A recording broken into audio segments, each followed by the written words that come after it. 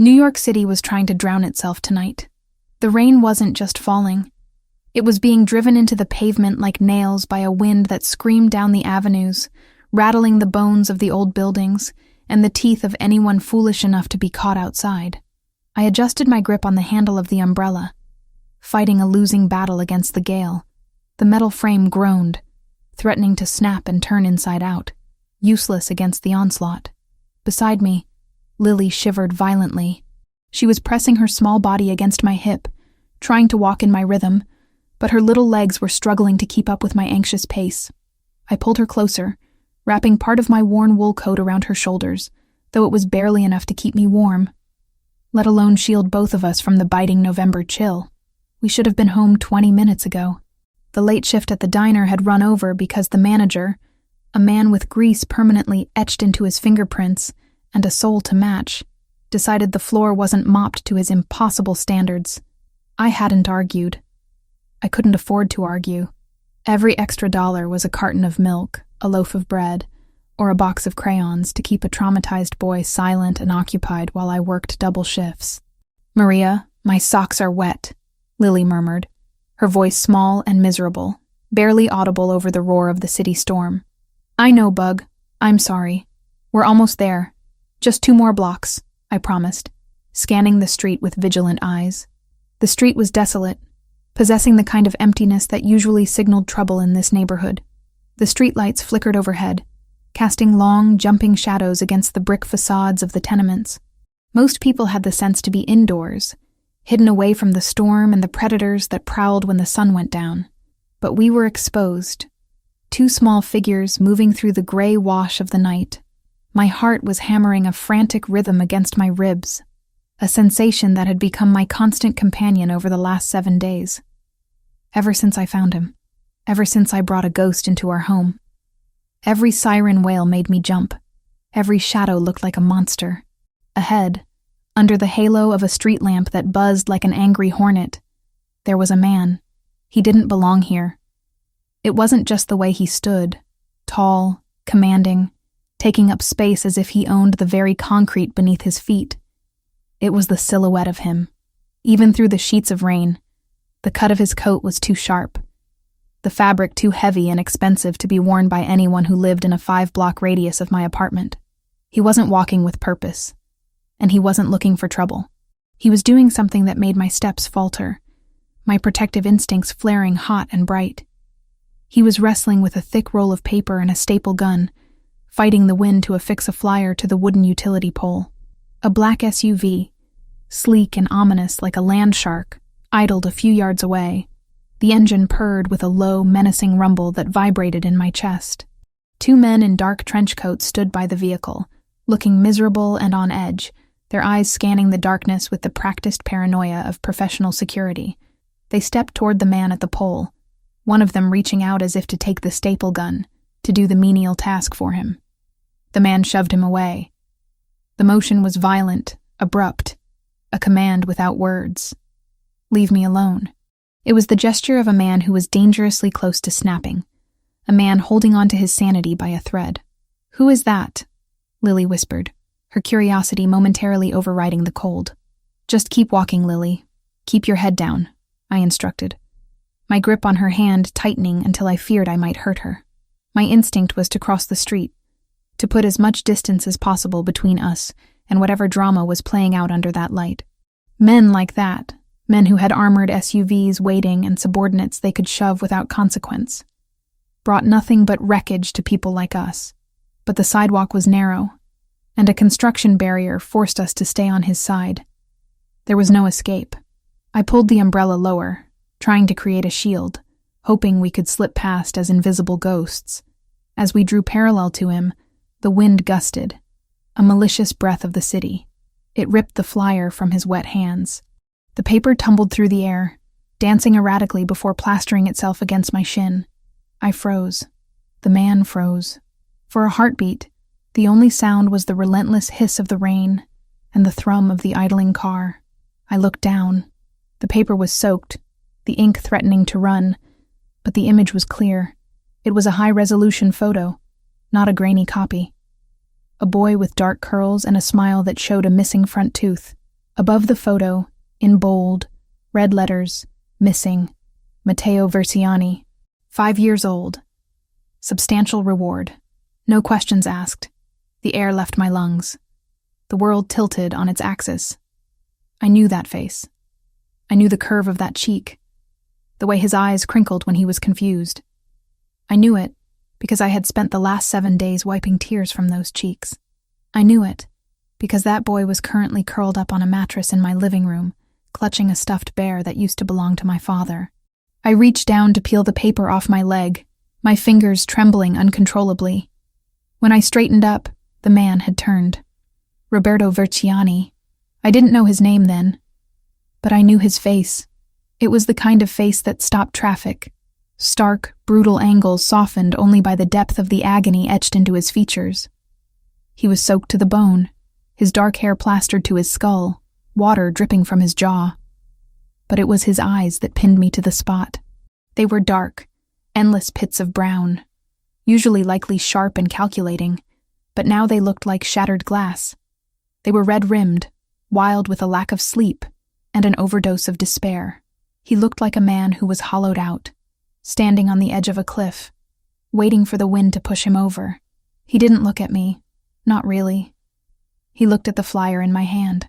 He looked ready to snatch it back, to staple it to the pole, to keep doing the only thing he could control in a world that had spun out of his control.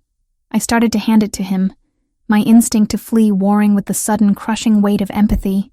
He wasn't a monster in that second. He wasn't a rich man, or a dangerous man. He was a father living his worst nightmare. Then Lily tugged on my hand. She stepped out from the shelter of the umbrella, oblivious to the rain that immediately darkened her blonde hair. She pointed a small, pale finger at the soggy piece of paper I was holding, and then she pointed at the man.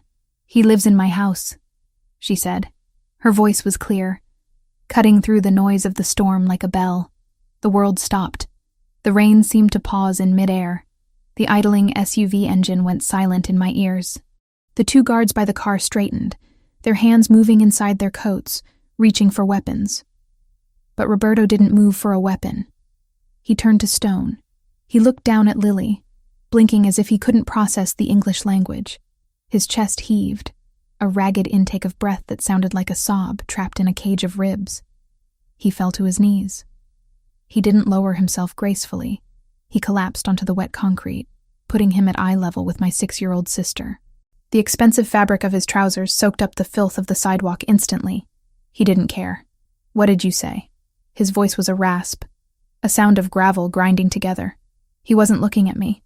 He was staring at Lily with an intensity that would have terrified a grown man. But Lily, with the innocence of a child who had seen too much hardship to be easily rattled, just blinked. "The boy," Lily said, pointing at the paper again. "Matteo. He doesn't like thunder. He's in our house." Roberto's head snapped up to look at me. The vulnerability vanished, replaced by a surge of adrenaline so potent I could almost smell it. He stood up, towering over me, the water dripping from his nose, his intensity blazing like a forest fire. "Is this true?" he demanded. He stepped closer, invading my personal space. The scent of him, expensive cologne, rain, and the metallic tang of fear, filled my senses. I gripped the umbrella handle until my knuckles turned white. My heart hammered against my ribs like a trapped bird. This was the moment.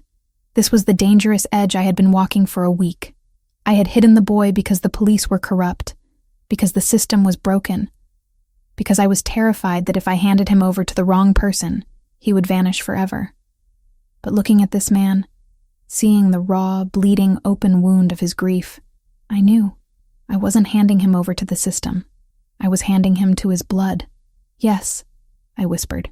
The word was barely audible. He grabbed my shoulders. His grip was hard, bruising, but his hands were shaking violently. "Where? Where is he? Is he alive? Is he hurt?" "He's alive," I said quickly, trying to de-escalate the violence brewing in his eyes.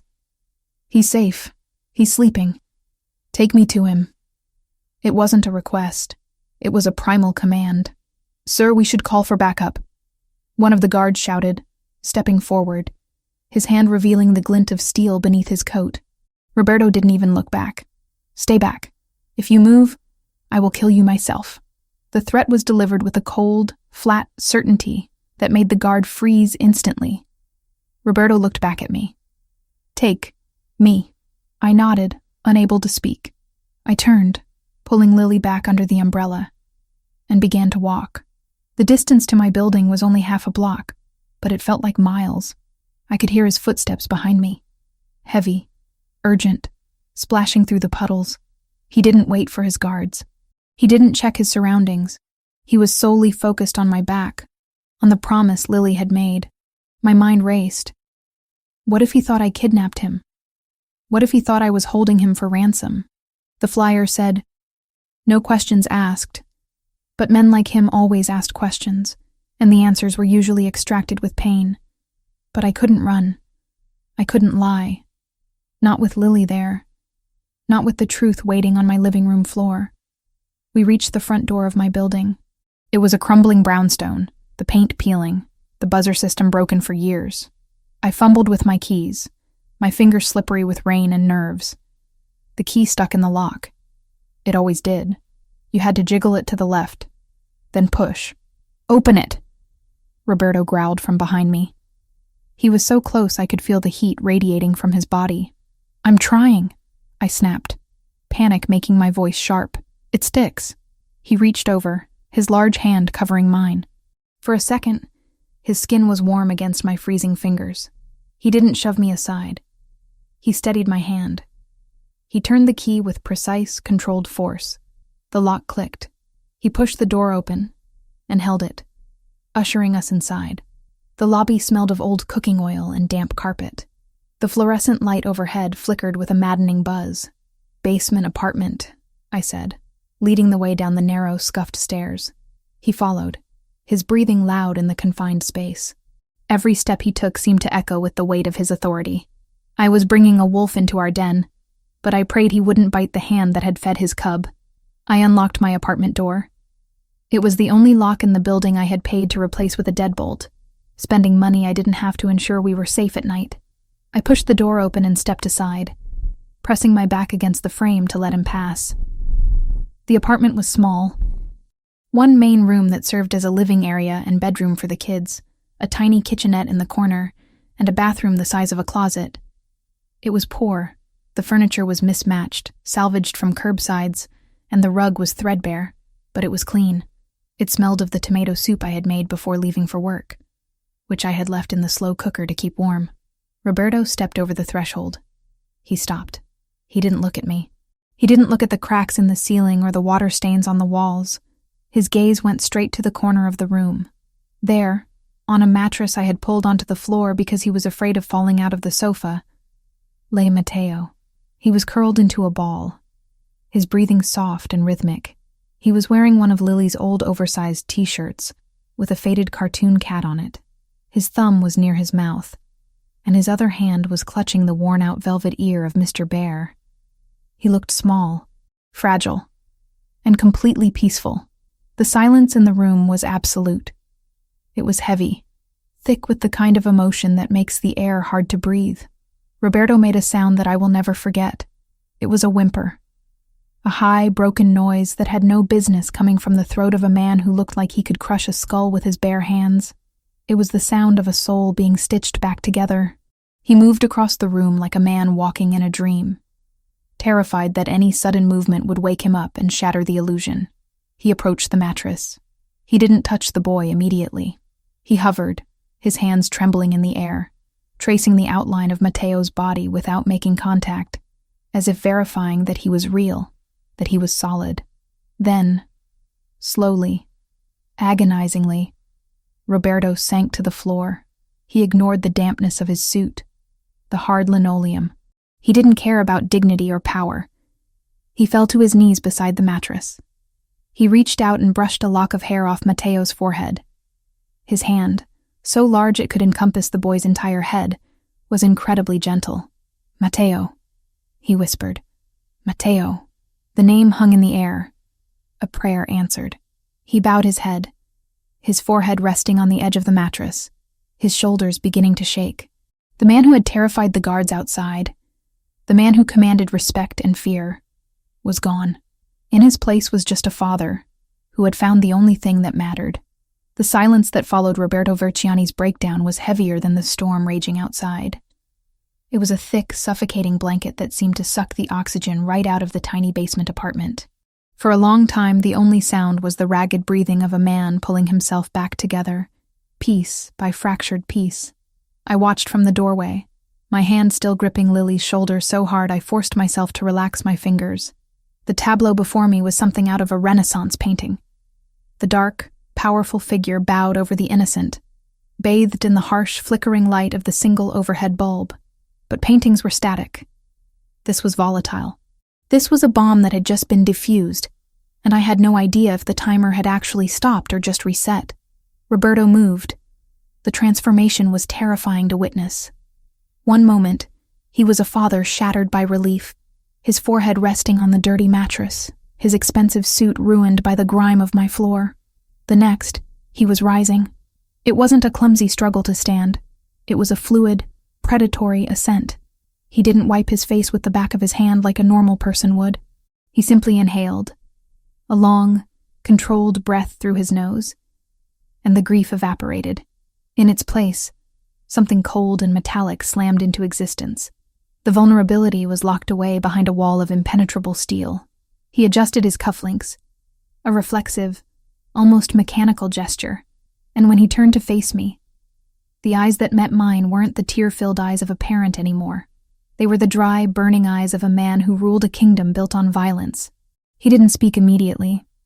He just looked at me. He looked at the water dripping from the hem of my coat. He looked at the worn-out sneakers on my feet.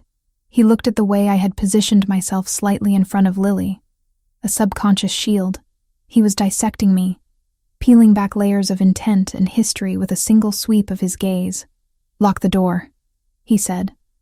His voice was a low rumble, devoid of the emotion that had cracked it open minutes ago. I hesitated. The lock is flimsy. "If you want to leave..." I said lock it. I turned and threw the deadbolt. My hands were shaking, the metal feeling freezing against my skin. When I turned back, he had moved. He was no longer by the mattress. He was standing in the center of the room, dominating the small space. The ceiling was low, and he seemed to scrape against it, a giant trapped in a dollhouse. "How long?" he asked. "I told you," I managed to say, my voice steady, despite the flutter of terror in my throat. 7 days. 7 days, he repeated. The words were flat, hard stones. 7 days my son has been missing. 7 days I have torn this city apart. I have burned down warehouses. I have broken fingers. I have not slept. I have not eaten. He took a step toward me. And for 7 days, he has been sleeping on a mattress in a basement. He was safe, I said quickly. Safe? He laughed, but it was a dark, mirthless sound that made the hair on my arm stand up. You live in a neighborhood where gunshots are background noise.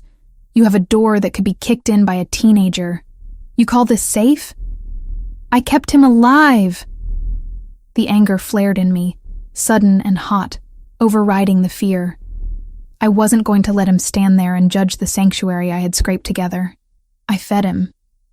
I watched him every second I wasn't working. I paid a neighbor I trust to sit with him when I had to leave. I did the best I could. Why didn't you call the police? The question was a whip crack. It was the accusation I had been dreading, the logical question that made me look like a criminal. I couldn't, I said. Couldn't? He stepped closer, invading my personal space. The scent of him, rain, expensive leather, and the sharp tang of ozone was overwhelming. There is a phone on the wall. There are payphones on every corner.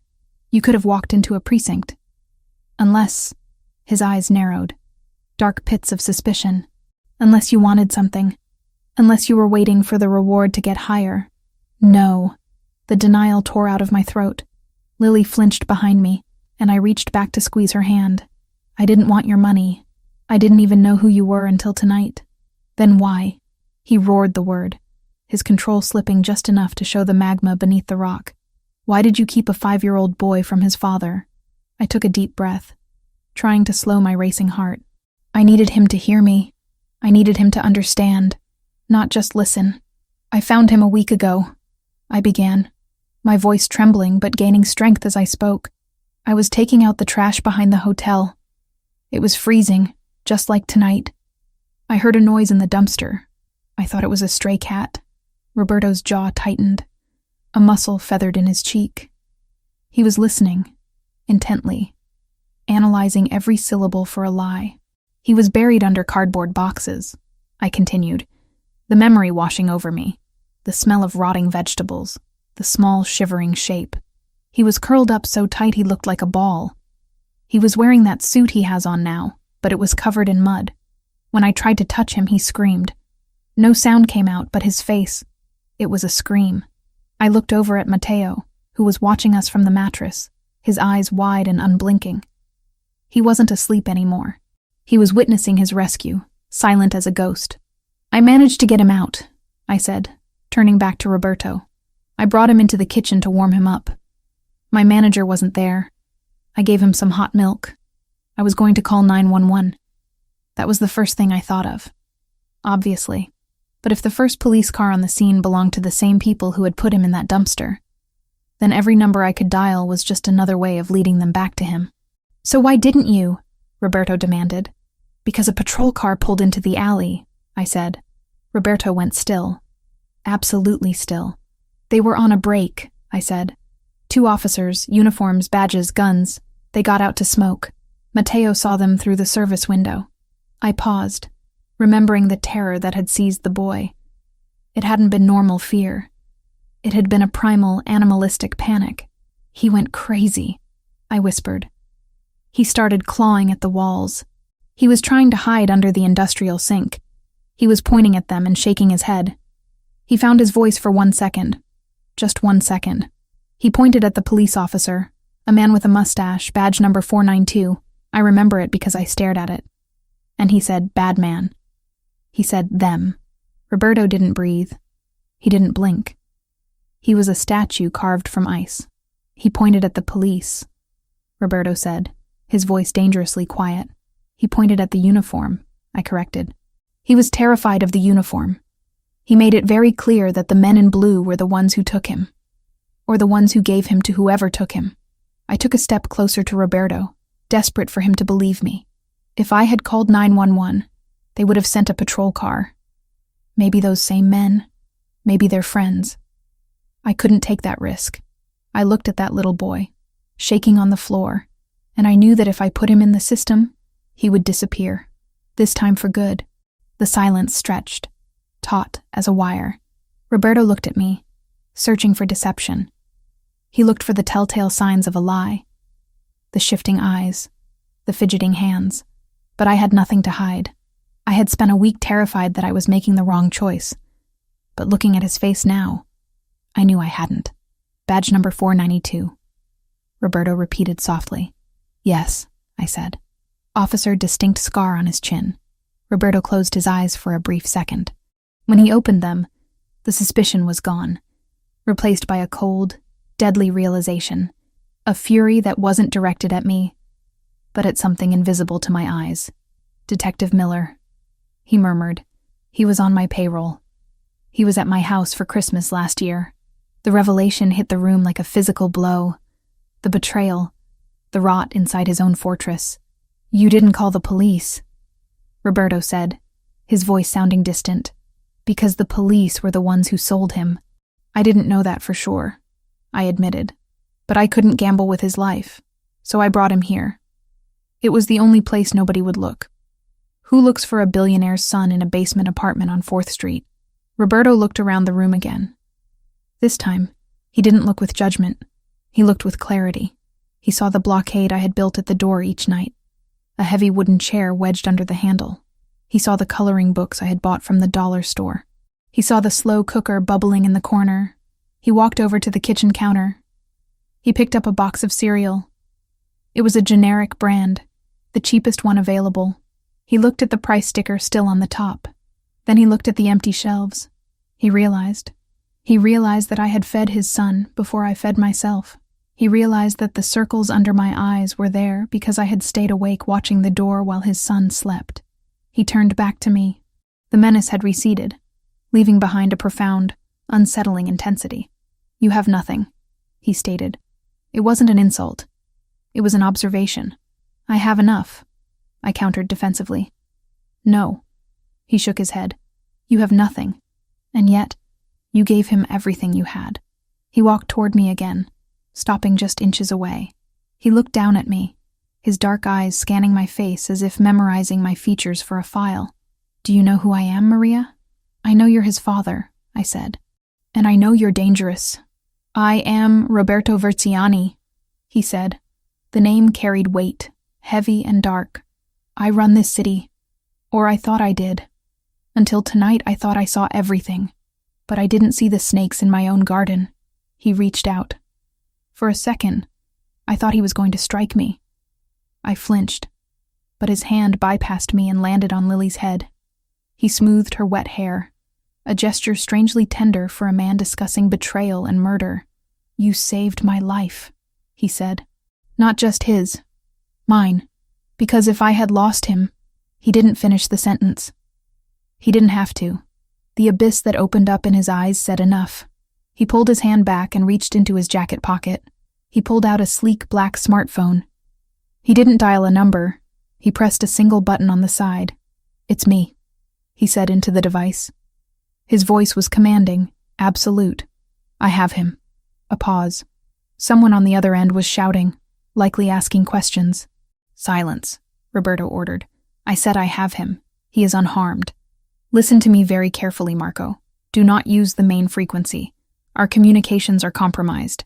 Miller is a traitor. Anyone associated with the 9th Precinct is suspect. I watched him, fascinated and terrified. He was flipping a switch, turning from a grieving father into a warlord. Bring the extraction team, he continued. But do not bring them to the main entrance. Park on the parallel street. Come through the alley. I want a ghost extraction. No sirens, no lights. He paused again, listening. Then he looked at me. Address? He asked. 412 Oak Street, apartment 1B, I whispered. 412 Oak Street. He repeated into the phone. We are burning this location. My head snapped up. What? Roberto ignored me. 5 minutes, Marco. If you are late, don't bother coming at all. He hung up the phone and slipped it back into his pocket. The air in the room had shifted again. It was no longer a confession booth. It was a staging ground. What do you mean, burning this location? I asked, panic rising in my chest. This is my home. Not anymore, Roberto said. He walked over to the window, peering through the cracks in the blinds, checking the street level. You think Miller acted alone? You think a detective snatches a mafia don's son without backing? The O'Sullivans are behind this. And if Miller knows where to look, if anyone saw you, he turned to face me. They will come here. They will come to tie up loose ends. You are a loose end, Maria. I can just leave for a few days, I stammered. I can go to a motel. A motel? He looked at me as if I were a child proposing to fight a tank with a stick. If they find you, they won't just kill you. They will torture you to find out what you told me. They will use you to get to me again. And they will go through her to do it.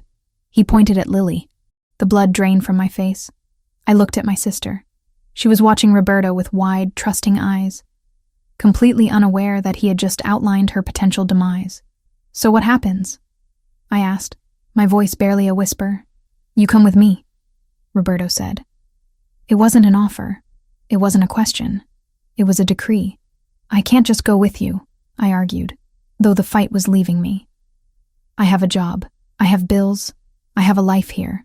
You have a job scrubbing toilets and washing dishes, he said brutally. You have bills you can't pay, and your life here ended the moment you picked up my son from that dumpster. He walked over to me, grabbing my upper arms. His grip was firm, grounding. He forced me to look at him. You protected what is mine, he said, intense, dark eyes boring into my soul. Now, I protect what is yours. That is the law. My law. I don't know your laws, I whispered. You will learn them, he said. Pack a bag. Essentials only. You have 3 minutes. I stared at him. I wanted to tell him to go to hell. I wanted to tell him to get out of my apartment and take his danger with him. But then I looked at Mateo. He had crawled off the mattress and was standing next to Roberto's leg, clutching the fabric of his trousers. He looked at me, and then he looked at Lily. He reached out and took Lily's hand. The two children stood there, hand in hand, united by the strange, silent bond of childhood. If I stayed here, I was dead. Roberto was right. I knew enough about the way the world worked to know that witnesses to this kind of power struggle didn't retire to Florida. They disappeared into the Hudson River. 3 minutes, I said, pulling away from his grip.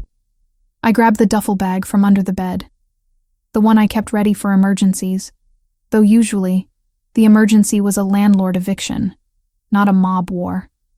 I moved with frantic haste. I threw in Lily's favorite sweater, the one with the hole in the elbow. I grabbed my toothbrush. I grabbed the small wooden box that held my mother's necklace and my birth certificate. Roberto stood by the door, his gun drawn now. He wasn't looking at us.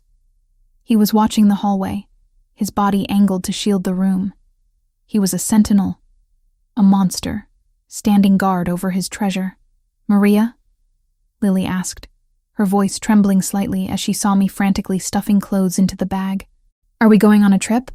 I paused, holding a pair of socks in my hand. I looked at the damp walls of the apartment that had been our prison and our sanctuary. I looked at the man who had brought the storm inside. "Yes, Bug," I said, forcing a smile onto my face. "We're going on a trip." "Where?" I looked at Roberto. He turned his head slightly, catching my gaze. There was no softness in his face, but there was something else. A promise. A vow written in blood and rain. "Somewhere safe," I said. "Time is up," Roberto announced. He holstered his weapon but kept his hand near it. He scooped Mateo up in one arm, the boy settling against his hip as if he belonged there. With his other hand, he reached out and opened the door. "Stay behind me," he ordered. "Do not stop walking. If I say down, you drop to the floor. Do you understand?" "I understand," I said, hoisting the bag onto my shoulder and grabbing Lily's hand. We stepped out into the hallway. It smelled of cabbage and stale smoke, same as always. But it felt different now. It felt like a tunnel leading to another world. I was walking away from the only life I knew, stepping into the dark shadow of a man I shouldn't trust, but who was currently the only barrier between us and death. As we reached the stairs, Roberto paused. He looked back at me one last time. "You did good, Maria," he said. The words were quiet, almost lost in the creak of the floorboards. It was the first time anyone had told me that in years. "Let's go," he said, and we walked up the stairs, leaving the basement behind, heading toward the waiting night. The rain had stopped, but the storm was just beginning. The ride to the safe house was a blur of motion and silence, punctuated only by the rhythmic swish of windshield wipers against bulletproof glass. I sat in the back of the massive black SUV, squeezed between Lily and the door, while Roberto sat opposite us, Mateo asleep against his chest. The interior smelled of new leather and the sharp metallic scent of the rain that clung to our clothes. We didn't go to the Verciani estate. I knew enough from the tabloids and the whispers in the city that the family compound was in Long Island, a fortress of old money and older secrets. Instead, the convoy of 3 cars cut through the slick streets of Manhattan, heading toward the skyline that pierced the low-hanging clouds. "Where are we going?" I asked, my voice sounding too loud in the pressurized cabin. Roberto didn't open his eyes. His hand was resting protectively over Mateo's ear, shielding him from the hum of the road. A ghost location. Not on any deed, not in any database. If we want to stay alive tonight, we need to be invisible. Invisible. I had spent my whole life being invisible. The maid who cleaned the room while the guests ignored her. The waitress who refilled the coffee, while the businessmen argued. But this was a different kind of invisibility. This was erasure. The cars pulled into the underground garage of a glass needle of a building in Tribeca. Security was tight, brutal, and efficient. Men with earpieces and assault rifles that looked terrifyingly modern swarmed the vehicle before the doors even unlocked. Roberto stepped out first, shielding Mateo with his body, his eyes scanning the concrete shadows with predatory intensity. "Move," he ordered, extending a hand to help Lily out. We were ushered into a private elevator that had no buttons, only a biometric scanner. Roberto pressed his palm against the panel. A green light scanned his retina.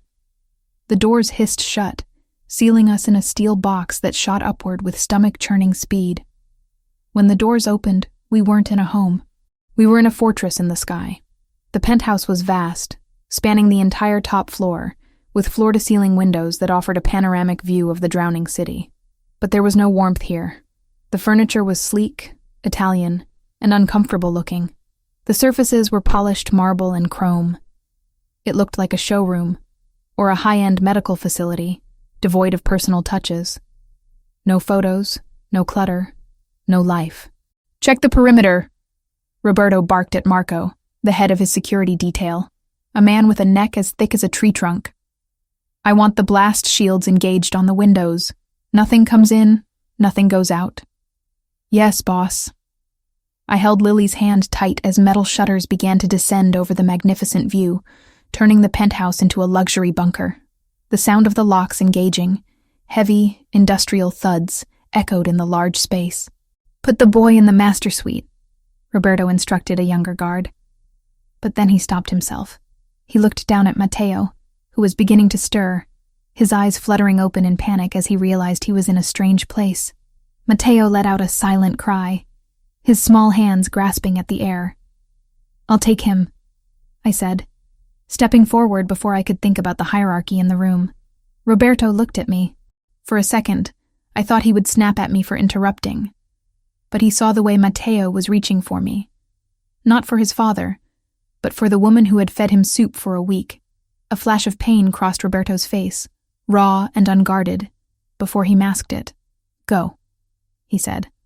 "Second door on the right." I led the children into the bedroom. It was bigger than my entire apartment. The bed was a king-sized expanse of white linens that probably cost more than my father's truck.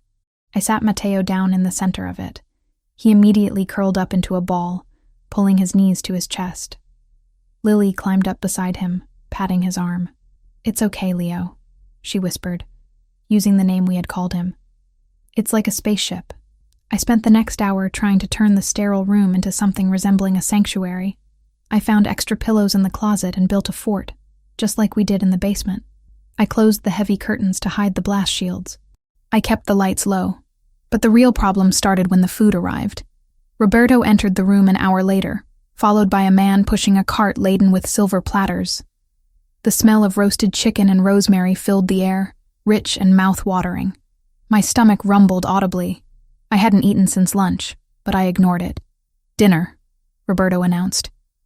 He had changed out of his wetsuit into a black t-shirt and dark jeans. Without the armor of the tailored jacket, he looked even more dangerous. The muscles in his arms shifted as he crossed them over his chest. "He needs to eat." The staff member placed a plate of perfectly cut chicken and steamed vegetables in front of Matteo. Matteo looked at the food. Then he looked at the man who brought it. Then he looked at Roberto. He pushed the plate away, shaking his head violently. He squeezed his eyes shut and clamped his mouth closed. "Matteo, eat," Roberto said, his voice gentle but firm. "It is from Nonna's recipe. You love this." It was his grandmother's recipe, nonna, a word that wrapped the food in something almost sacred. Matteo refused. He was trembling. "He won't eat it," I said quietly from the edge of the bed where I was sitting with Lily. Roberto turned to me, his patience fraying. "He is starving. He has to eat. He thinks it's poisoned," I explained.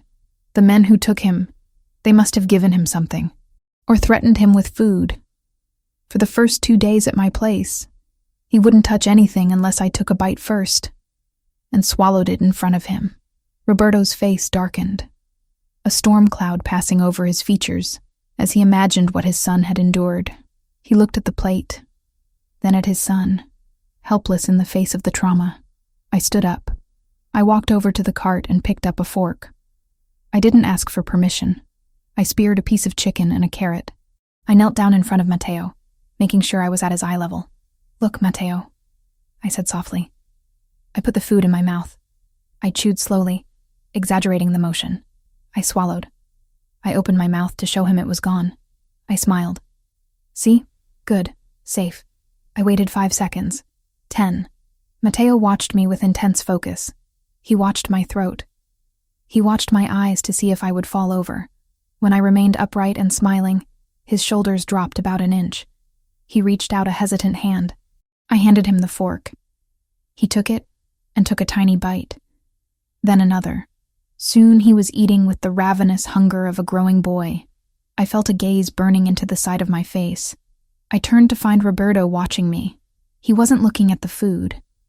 He was looking at me with an expression that was a terrifying mixture of awe and calculation.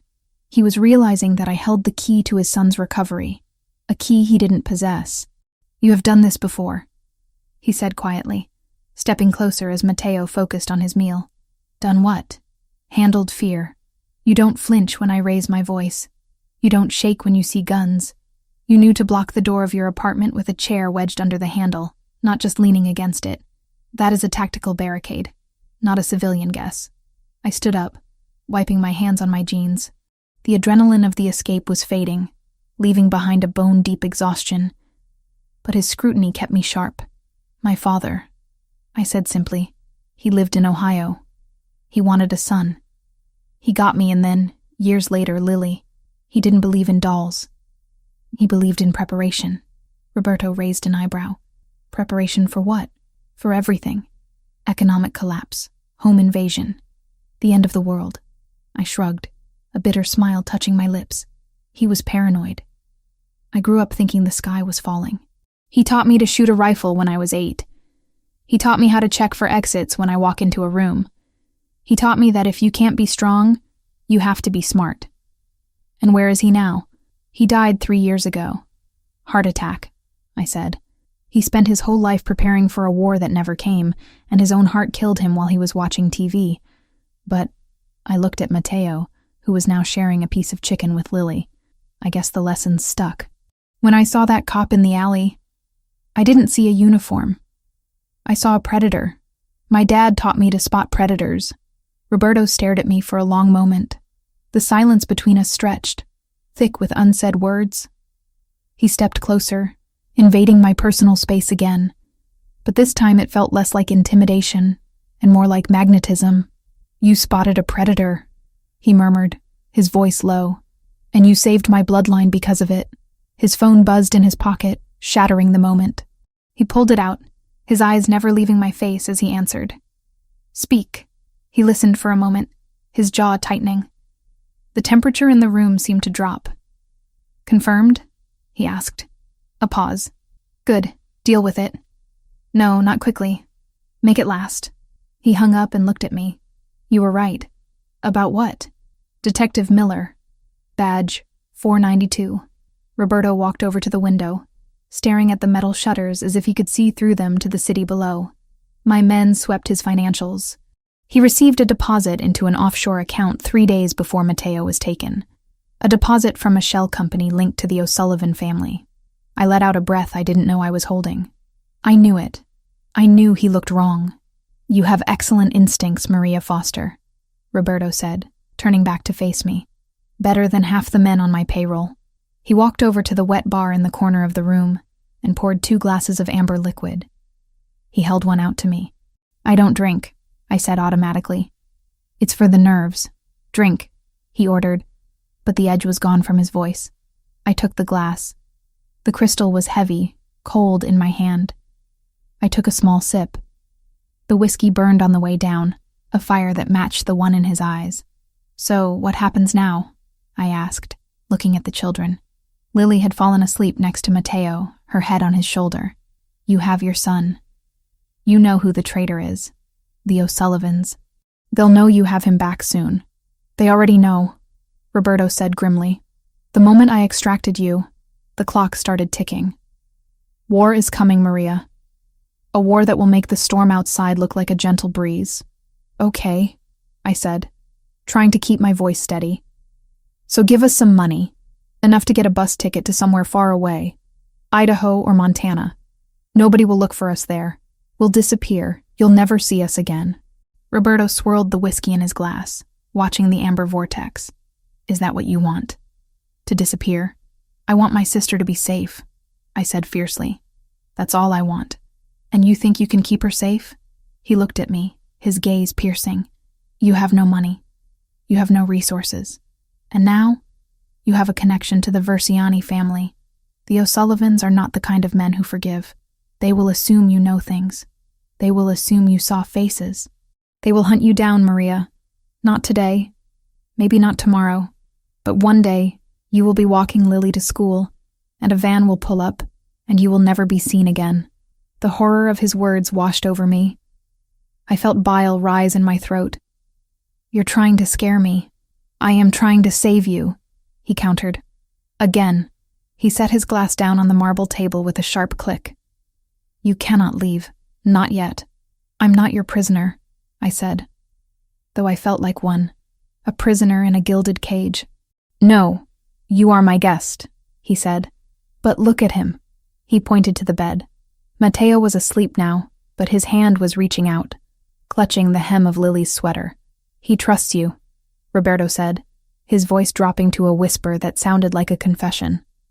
He won't eat for me. He won't speak to me. He looks at me, and he sees the man who failed to protect him. But he looks at you, and he sees safety. He walked over to me, stopping so close that I could feel the heat radiating from his chest. I had to tilt my head back to look him in the eyes. I can buy armies, Maria, he said. I can buy politicians. I can buy silence. But I cannot buy trust. And I certainly cannot buy the way that boy looks at you. I'm a chambermaid, I whispered. I'm nobody. You are the woman who brought my son back from the dead. He corrected. You are not nobody. Not anymore. He reached out and for the first time touched me. His fingers grazed my chin, tilting my face up toward the light. His skin was rough, calloused, the hands of a man who did his own dirty work.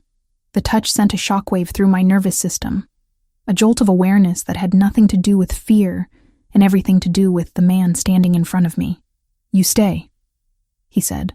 You stay here, under my protection. You watch over him while I deal with the O'Sullivans. You ensure he eats. You ensure he sleeps. And in return, I breathed. In return, I give you the world, he said. I will set up a trust for your sister. She will go to the best schools. She will never know hunger or cold again.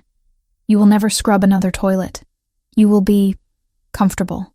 I don't want comfort, I said, pulling away from his touch, though my skin burned where his fingers had been. I want freedom. Freedom is an illusion, Roberto said darkly. Safety is the only reality that matters.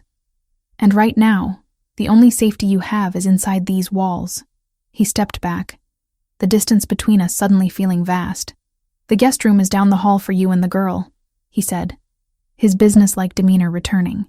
But tonight, stay with him. If he wakes up and you are gone, he will panic. I wasn't planning on leaving him, I said. Good. He walked toward the door. He paused with his hand on the biometric scanner. He didn't look back.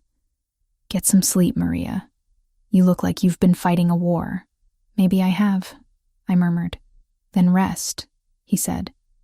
Because the next battle starts at sunrise. The door hissed shut behind him, locking with that heavy final thud.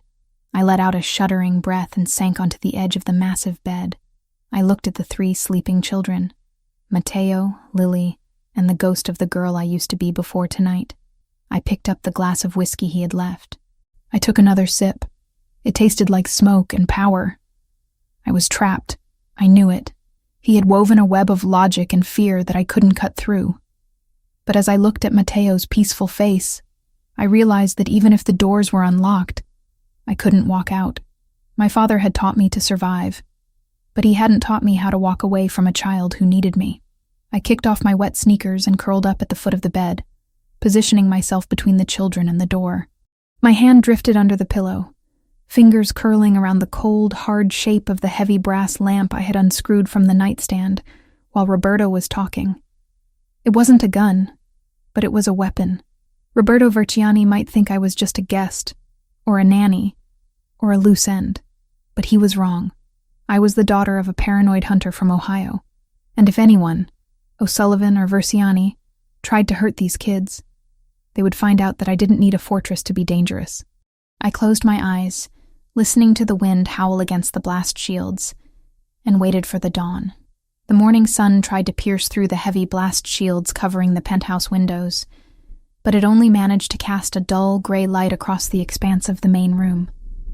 The fortress in the sky was silent, save for the hum of the air filtration system and the low murmur of men strategizing in the corner. I sat on the edge of the massive white sofa, holding a cup of coffee that was growing cold in my hands. My eyes were gritty with lack of sleep. I hadn't really slept. I had just hovered in a state of hyper-aware exhaustion, listening for the sound of a door opening or a footstep that didn't belong. In the bedroom, Matteo and Lily were watching cartoons on a television screen the size of a movie theater.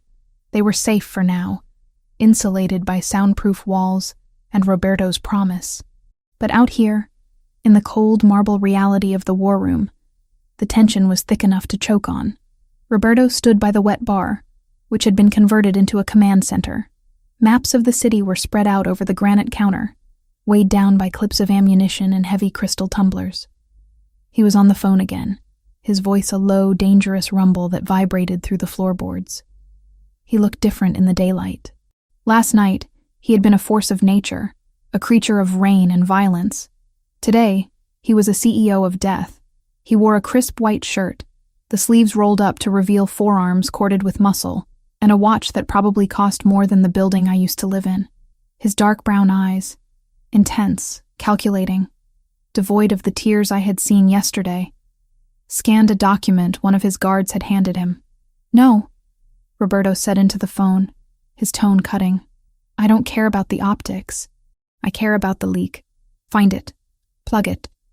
Or I will bury everyone involved." He hung up and rubbed his face with one hand. The exhaustion was there, buried deep beneath the layer of iron will, but he wore it like armor. He looked up and caught me watching him. The mask didn't slip, but his gaze softened just a fraction. He walked over to me, ignoring the two guards, Marco and a new one named Lucas, who were pretending not to listen. "Did they eat?" he asked. "Matteo ate 2 bowls of cereal," I reported. "Lily is trying to teach him sign language for more sugar." A ghost of a smile touched Roberto's lips before vanishing. "Good. You are good with him, Maria. Better than the expensive therapists I hired last year." "I'm not a therapist," I said, taking a sip of the bitter coffee. "I'm just someone who knows what it's like to be scared of the people who are supposed to protect you." Roberto's expression tightened. He reached out, his hand hovering near my shoulder before dropping to his side. "I received intelligence an hour ago. We know where the leak came from, and we know where the payment was authorized." "The O'Sullivans?" "The O'Sullivans are the bank," he corrected. "But the broker, the man who arranged the kidnapping, the man who bridged the gap between my organization and their money, is someone else, a middleman. And he is going to be in public tonight. So you go get him," I said. It sounded simple in my head. He was the wolf. He should just go hunt. "It is not that simple," Roberto sighed, running a hand through his dark hair. "It is the Children's Hospital Charity Gala. The mayor will be there. The police commissioner, the one who isn't dirty, supposedly, will be there. The press will be swarming. I cannot just walk in and put a bullet in his head. I need to confirm his identity, intercept him, and extract him without causing a panic that brings the National Guard down on my neck." "Okay," I said slowly. "So you go to the party. You smile. You shake hands. You grab the bad guy." "I am going." He nodded. Then he looked at me, his eyes locking onto mine with an intensity that made my stomach flip. "And you are coming with me." I almost choked on my coffee. "Excuse me? You are coming with me," he repeated, his voice leaving no room for argument. "Absolutely not." I stood up, setting the cup down with a clatter. "I am not going to some fancy gala. I don't belong there. I don't have a dress. I don't know which fork to use. And most importantly, I am not leaving those children. The children will be locked in the panic room," Roberto said calmly. "It is a vault behind the master bedroom closet. It has its own air supply, reinforced steel walls, and a biometric lock that only I can open. Marco will stand guard outside it. It is the safest place on Earth. Then I'll stay in the panic room with them. I countered, crossing my arms. Roberto stepped closer, invading my personal space until all I could see were his dark eyes. No, you cannot stay here. Why? You said it's a fortress. It is, he admitted. But I still do not know who the traitor is inside my own house. Marco is loyal. I would bet my life on it. But the others? The night shift? The perimeter team? He shook his head. If I leave you here, and the leak comes from the security detail, you are a sitting duck. They know you are the witness. They know you can identify the corrupt cop. If they can't get to Matteo in the vault, they will take you. They will use you to force me to open the door. The blood drained from my face. Oh, I cannot focus on the mission if I am wondering if my own guards are selling you out, Roberto said, his voice dropping to a rough whisper. I need you where I can see you. I need you in my line of sight. So I'm a liability, I said bitterly. No, he said sharply. You are a strategic asset. Rumors are already spreading that I am weak, that I am grieving, that my son is gone. If I walk into that gala alone, looking like a man hunting for ghosts, I look desperate. But if I walk in with a beautiful woman on my arm, if I look like a man who has everything under control, it confuses them. It makes the traitor nervous. It forces him to make a mistake. I'm not a beautiful woman, I argued, gesturing to my stained jeans and the oversized t-shirt I had borrowed from his closet. I'm a chambermaid, Roberto. I clean up after the people who go to these parties. I don't join them. Roberto looked me up and down. The gaze wasn't leering. It was assessing, like a sculptor looking at a block of marble, knowing exactly what was hidden inside. You are not a maid, he said softly. You are the woman who stared down a wolf and didn't blink. And tonight, you are going to be the Queen of New York. He turned to Marco. Bring the package. Marco nodded and disappeared into the hallway, returning a moment later with a long black garment bag and a sleek shoebox. He hung the bag on the door of the coat closet. I had a stylist pull options based on your measurements, Roberto said, clearing his throat slightly. This one is the best tactical choice. Dark, elegant, not easily forgotten. Tactical choice? I raised an eyebrow. It's a dress, not a Kevlar vest. In my world, Maria, appearance is the strongest armor you can wear. He checked his watch. You have 2 hours. A hair and makeup team is waiting in the guest bath. They have signed NDAs that would cost them their lives if they speak. Use them. And if I say no? Roberto stepped in close again. He didn't touch me, but the air between us crackled with electricity. You won't. Because you know I am right. You know that the safest place for you right now is not behind a locked door, but standing next to the monster who holds the key. He was arrogant. He was infuriating. And he was right. I snatched the garment bag. 2 hours. But if I trip in high heels and embarrass you in front of the mayor, that's on you. A smirk played on his lips. A dangerous, devastating thing. I will catch you. 2 hours later, I didn't recognize the woman in the mirror. The team Roberto had hired were magicians. They had taken my limp, dishwater blonde hair and blown it out into sleek, honey gold waves that cascaded down my back like liquid silk. They had covered the dark circles under my eyes, highlighted my cheekbones, and painted my lips a deep, bruised berry color. But it was the dress that transformed me. It was silk, the color of a deep, rich burgundy wine. Bordeaux, the stylist had called it. It had long sleeves, which I was grateful for, but the back was completely open, plunging down to the base of my spine. It fit like a second skin, hugging every curve I usually tried to hide under baggy uniforms. It was modest in the front, high-necked and severe, but the way the silk moved against my body made me feel naked and armored all at once. I stepped into the black stilettos, taking a moment to find my balance. I was used to rubber-soled sneakers, to rushing across slick kitchen tiles. These shoes forced me to move slower, with more intention. I walked out into the main room. The sun had set, and the penthouse was bathed in the artificial glow of the city lights filtering through the now open blast shields. Roberto was standing by the window, adjusting the cuffs of his tuxedo. He looked like James Bond's darker, deadlier brother. The tuxedo was midnight blue, almost black, tailored to perfection. He heard my heels clicking on the marble floor. He turned. He stopped, his hand stilled on his cuffs. He didn't say anything. He just looked.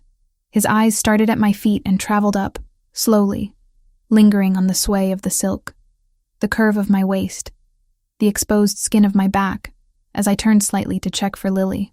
When his gaze finally met mine, there was a fire in them that had nothing to do with anger.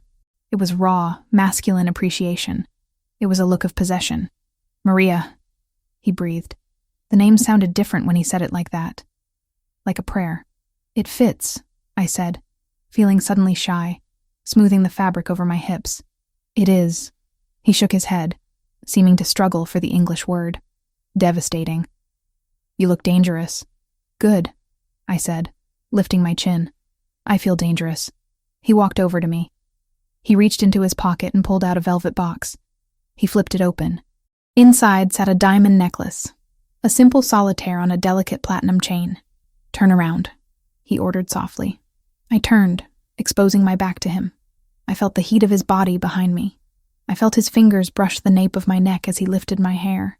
The metal of the chain was cool against my skin, but his fingertips were scorching hot. He took his time fastening the clasp. His breath ghosted over my shoulder, sending shivers racing down my spine.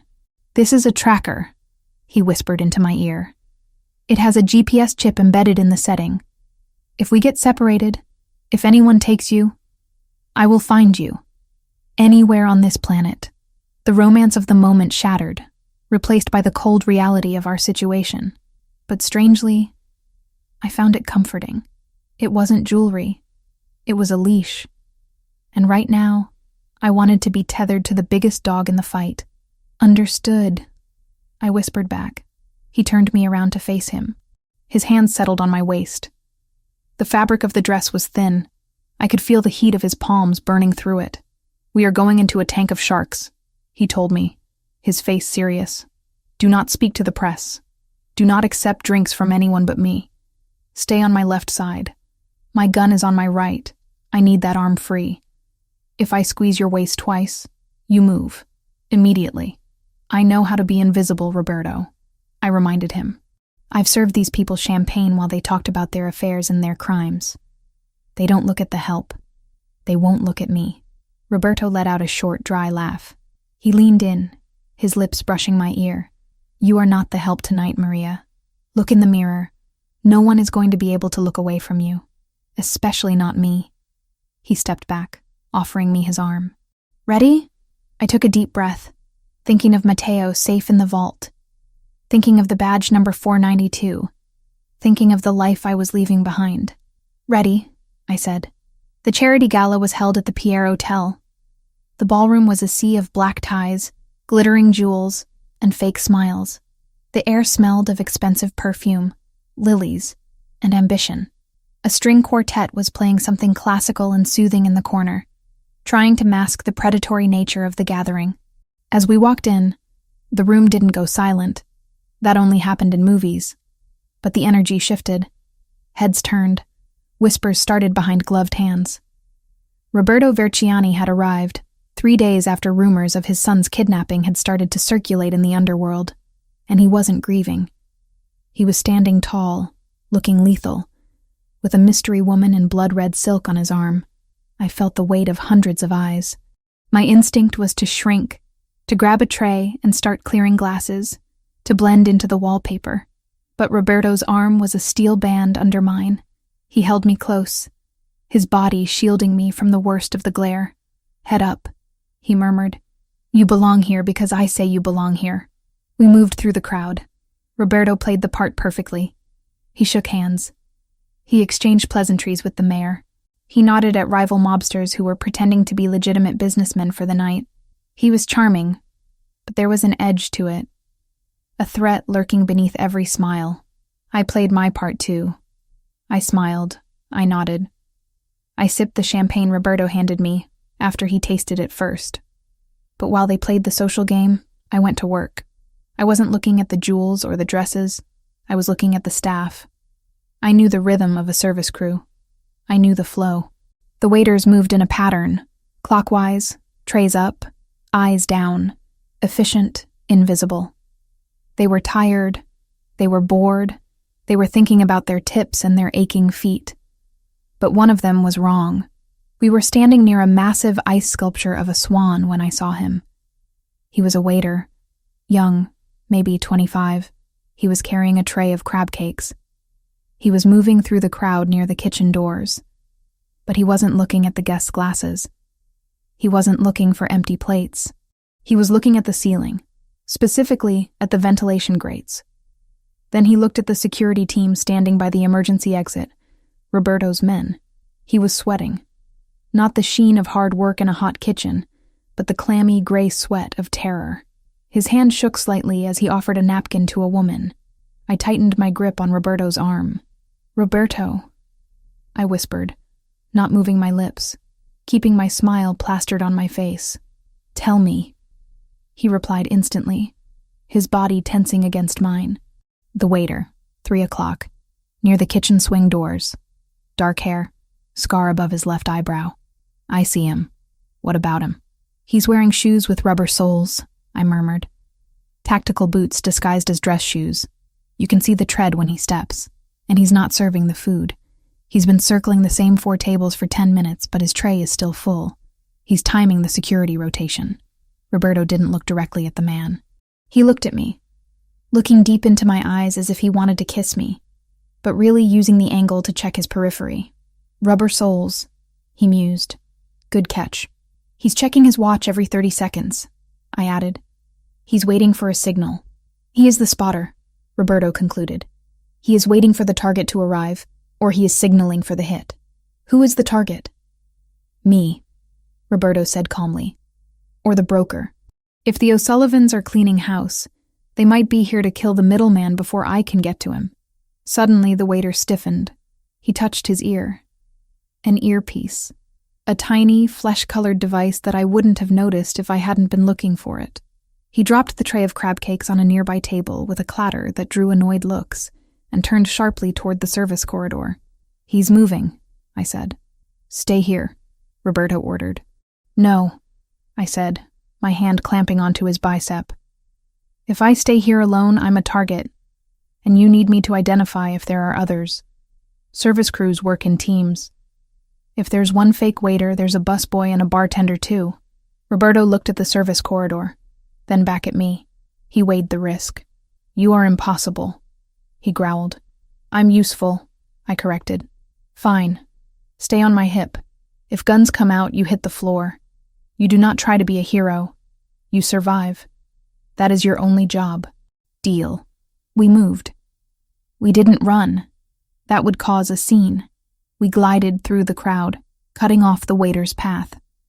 We slipped through the heavy velvet curtains that separated the ballroom from the service area. The noise of the party faded instantly, replaced by the clatter of dishes and the shouting of chefs. The hallway was narrow, lined with stacks of chairs and dirty linens. The waiter was there, standing by the back exit, speaking frantically into his wrist. "Target is in the open. I repeat, the broker is in the VIP lounge. He's panicking. He wants out." Roberto moved. He was a blur of motion. He crossed the distance in 2 strides. The waiter spun around, reaching under his apron. He pulled out a gun, a silenced pistol. He raised it. I didn't think. I didn't scream. I acted on pure instinct, the muscle memory of a girl who had helped her father fix trucks. I grabbed a heavy silver tray from a stack next to me and swung it with both hands like a baseball bat. Clang. The edge of the silver tray connected with the waiter's wrist. The bone crunched. The gun flew out of his hand, skittering across the tile floor. The waiter cried out, clutching his arm, but before he could recover, Roberto was on him. Roberto slammed him against the wall, his forearm pressing against the man's windpipe, cutting off his air. "Who sent you?" Roberto snarled, his face inches from the man's. The waiter gasped, his face turning purple. "Go. To. Hell. I am already there," Roberto whispered. "And I am the king." He shifted his weight, and the man passed out from lack of oxygen, sliding down the wall in a heap. Roberto checked the man's pulse, alive, then turned to look at me. I was standing there, chest heaving, clutching a dented silver tray. My beautiful burgundy dress was perfectly intact, but my hands were shaking. Roberto looked at the tray. Then he looked at me. His eyes were wide, dilated with adrenaline and shock. "You," he started. "He had a gun," I said breathlessly. "He was going to shoot you. You hit him with a serving tray," Roberto said. A slow, incredulous smile spread across his face. It wasn't the polite smile from the party. It was a wolfish grin of pure delight. "It was heavy," I defended myself, dropping the tray with a loud clatter. Roberto stepped over the unconscious body. He grabbed my face in both hands. The intensity of his touch made my knees weak. "I told you to hit the floor," he growled. But there was no anger in his voice. There was only heat. "I improvised," I whispered. "You are dangerous," he murmured, his thumb stroking my cheekbone. "My God, Maria, you are the most dangerous thing in this room." He leaned in. I thought he was going to kiss me. I wanted him to kiss me. The adrenaline was pounding in my veins, demanding release. But then his earpiece buzzed. He pulled back, his face hardening instantly. He touched his ear. "Report," he barked. He listened. His eyes darkened. "The broker is in the VIP lounge," he said to me. "But we have a problem. The O'Sullivans aren't just here to kill him. They rigged the exits. They are going to burn the building down to cover their tracks." My heart stopped. "Fire? We need to get the broker," Roberto said, grabbing my hand. "And then we need to get out. Now." He pulled me down the hallway, deeper into the bowels of the hotel. I ran in my heels, the silk of my dress swishing around my legs, the diamond tracker cold against my neck. I wasn't a waitress anymore. I wasn't a victim. I was the woman running into the fire with the devil himself. And God help me. I wasn't afraid. I was ready. The air in the service corridor shifted instantly. It wasn't just the smell of stale cooking oil and cleaning chemicals anymore. There was a new, sharper scent threading through the atmosphere. Smoke. Acrid, burning plastic and scorching drywall. "Move," Roberto commanded, his hand clamping around my wrist like a vice. He didn't pull me. He anchored me, his stride eating up the distance of the hallway while I struggled to keep pace in my stilettos. "The fire," I choked out, the panic I had suppressed during the confrontation with the waiter bubbling up again. "They really said it. Distraction," Roberto growled, not looking back. "They don't want to burn the people. They want to flush them out. Chaos is the best cover for an assassination. If the broker runs out the front door with the rest of the sheep, he's dead. A sniper is probably sitting on a rooftop across Fifth Avenue right now, waiting for a clear shot." We burst through the double doors at the end of the corridor, emerging into a backstage area of the VIP lounge. The music from the ballroom was muffled here, replaced by the frantic shouting of hotel staff who were just realizing that the alarms were about to scream. The VIP lounge was a circle of velvet chairs and mahogany tables, populated by men who thought they owned the world, and women who were paid to agree with them. But the atmosphere had curdled. The smoke was visible here, curling under the doorframe like ghostly fingers. "Verciani!" The shout came from a man huddled in the far corner. He was short, balding, and sweating so profusely that his expensive shirt was transparent against his skin. He looked like a rat trapped in a maze that had suddenly caught fire. "The broker," Roberto murmured to me. "Stay behind me." He marched across the room. The other guests were standing up, confusion turning into fear as the first shrill blast of the fire alarm finally cut through the air. Re. The sound was deafening, a sonic assault designed to induce panic. And it worked. The room erupted. Glass shattered as someone knocked over a table. Screams began to rise, joining the mechanical shriek of the alarm. Roberto ignored it all. He grabbed the broker by the lapels of his jacket and hauled him to his feet. "You signaled them," Roberto accused, his voice a low thunder under the alarm. "You tried to sell me out to save your own skin." No, I swear." The broker, his name was Arthur, though he looked less like a king and more like a court jester, shook his head violently. Spittle flew from his lips. "I didn't know they were going to burn the place down. They said it would be clean." They said, "They lied." Roberto cut him off. He shoved Arthur toward the service door we had just come through. "Move. If you stop, I leave you for the fire." Arthur scrambled, tripping over his own feet. "Maria," Roberto barked. I was already moving, kicking off my heels. I couldn't run in them, not with the smoke thickening and the floor becoming slick with spilled drinks and panic. I grabbed them by the straps. They were weapons after all, and ran barefoot on the plush carpet. "The exits are rigged," I shouted over the alarm. "You said the exits are rigged." "The public exits," Roberto corrected, pushing Arthur through the door and pulling me through after him. "The O'Sullivans expect us to run for the street. They expect us to use the main lobby or the side doors. We aren't doing either. Then where are we going?" "Down," Roberto said grimly. "The laundry chutes." "You have got to be kidding me," I muttered, but I kept running. The smoke was heavier in the hallway now, a gray fog that stung the eyes and burned the throat. We weren't the only ones running, but we were the only ones moving away from the exit signs. Roberto navigated the labyrinth of the hotel's bowels with terrifying precision. He knew every turn, every door code. It was a reminder that this man didn't just attend parties. He studied battlegrounds.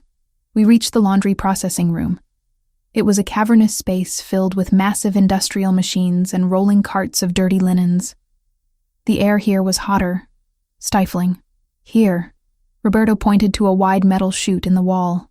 "It drops directly to the basement loading dock. The dumpster is cushioned with 3 days' worth of towels." He looked at Arthur. "You first." Arthur hesitated, looking at the dark metallic abyss. It's filthy." Roberto didn't argue. He didn't persuade. He simply placed a hand on Arthur's back and shoved. Arthur screamed as he vanished into the chute, his voice echoing away into the darkness. Roberto turned to me. The fire alarm was muffled here, but the heat was rising. He looked at my bare feet, my ruined hair, the silver tray I had dropped miles back. "Trust me?" he asked. "I just hit a man with a serving platter for you," I said, coughing as a wave of smoke rolled into the room.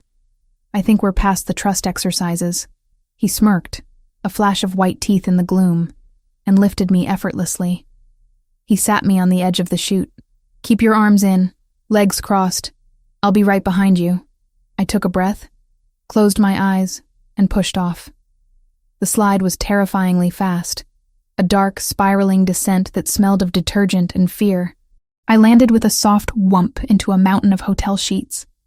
Before I could scramble out, Arthur was groaning beside me, and a second later, Roberto landed with a heavy thud, rolling instantly to his feet, gun drawn. We were in the loading dock. It was open to the night air, thank God. Rain was still falling, washing away the smoke that clung to our clothes.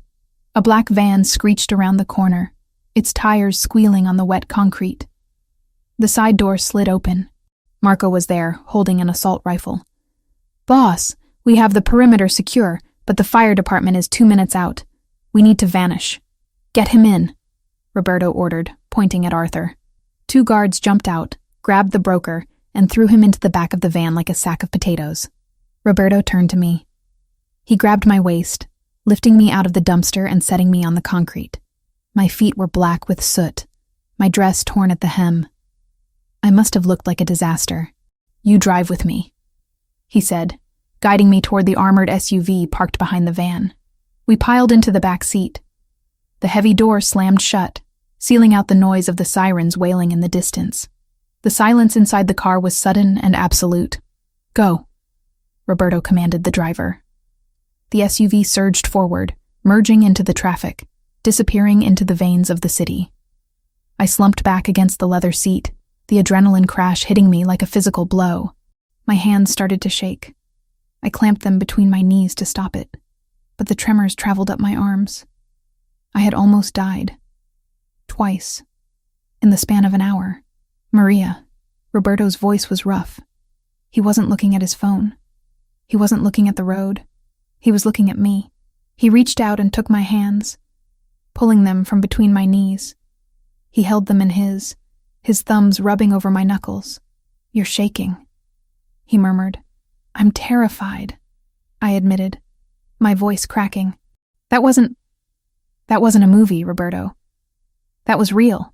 It was real, he agreed. And you were magnificent. He pulled me closer. I didn't resist.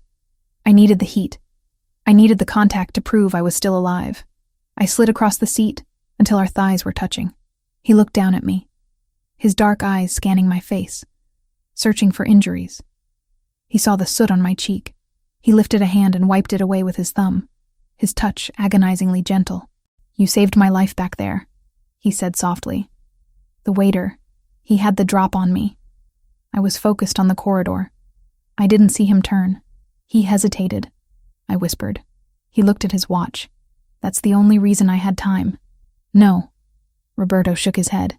You had time because you were watching. Because you care.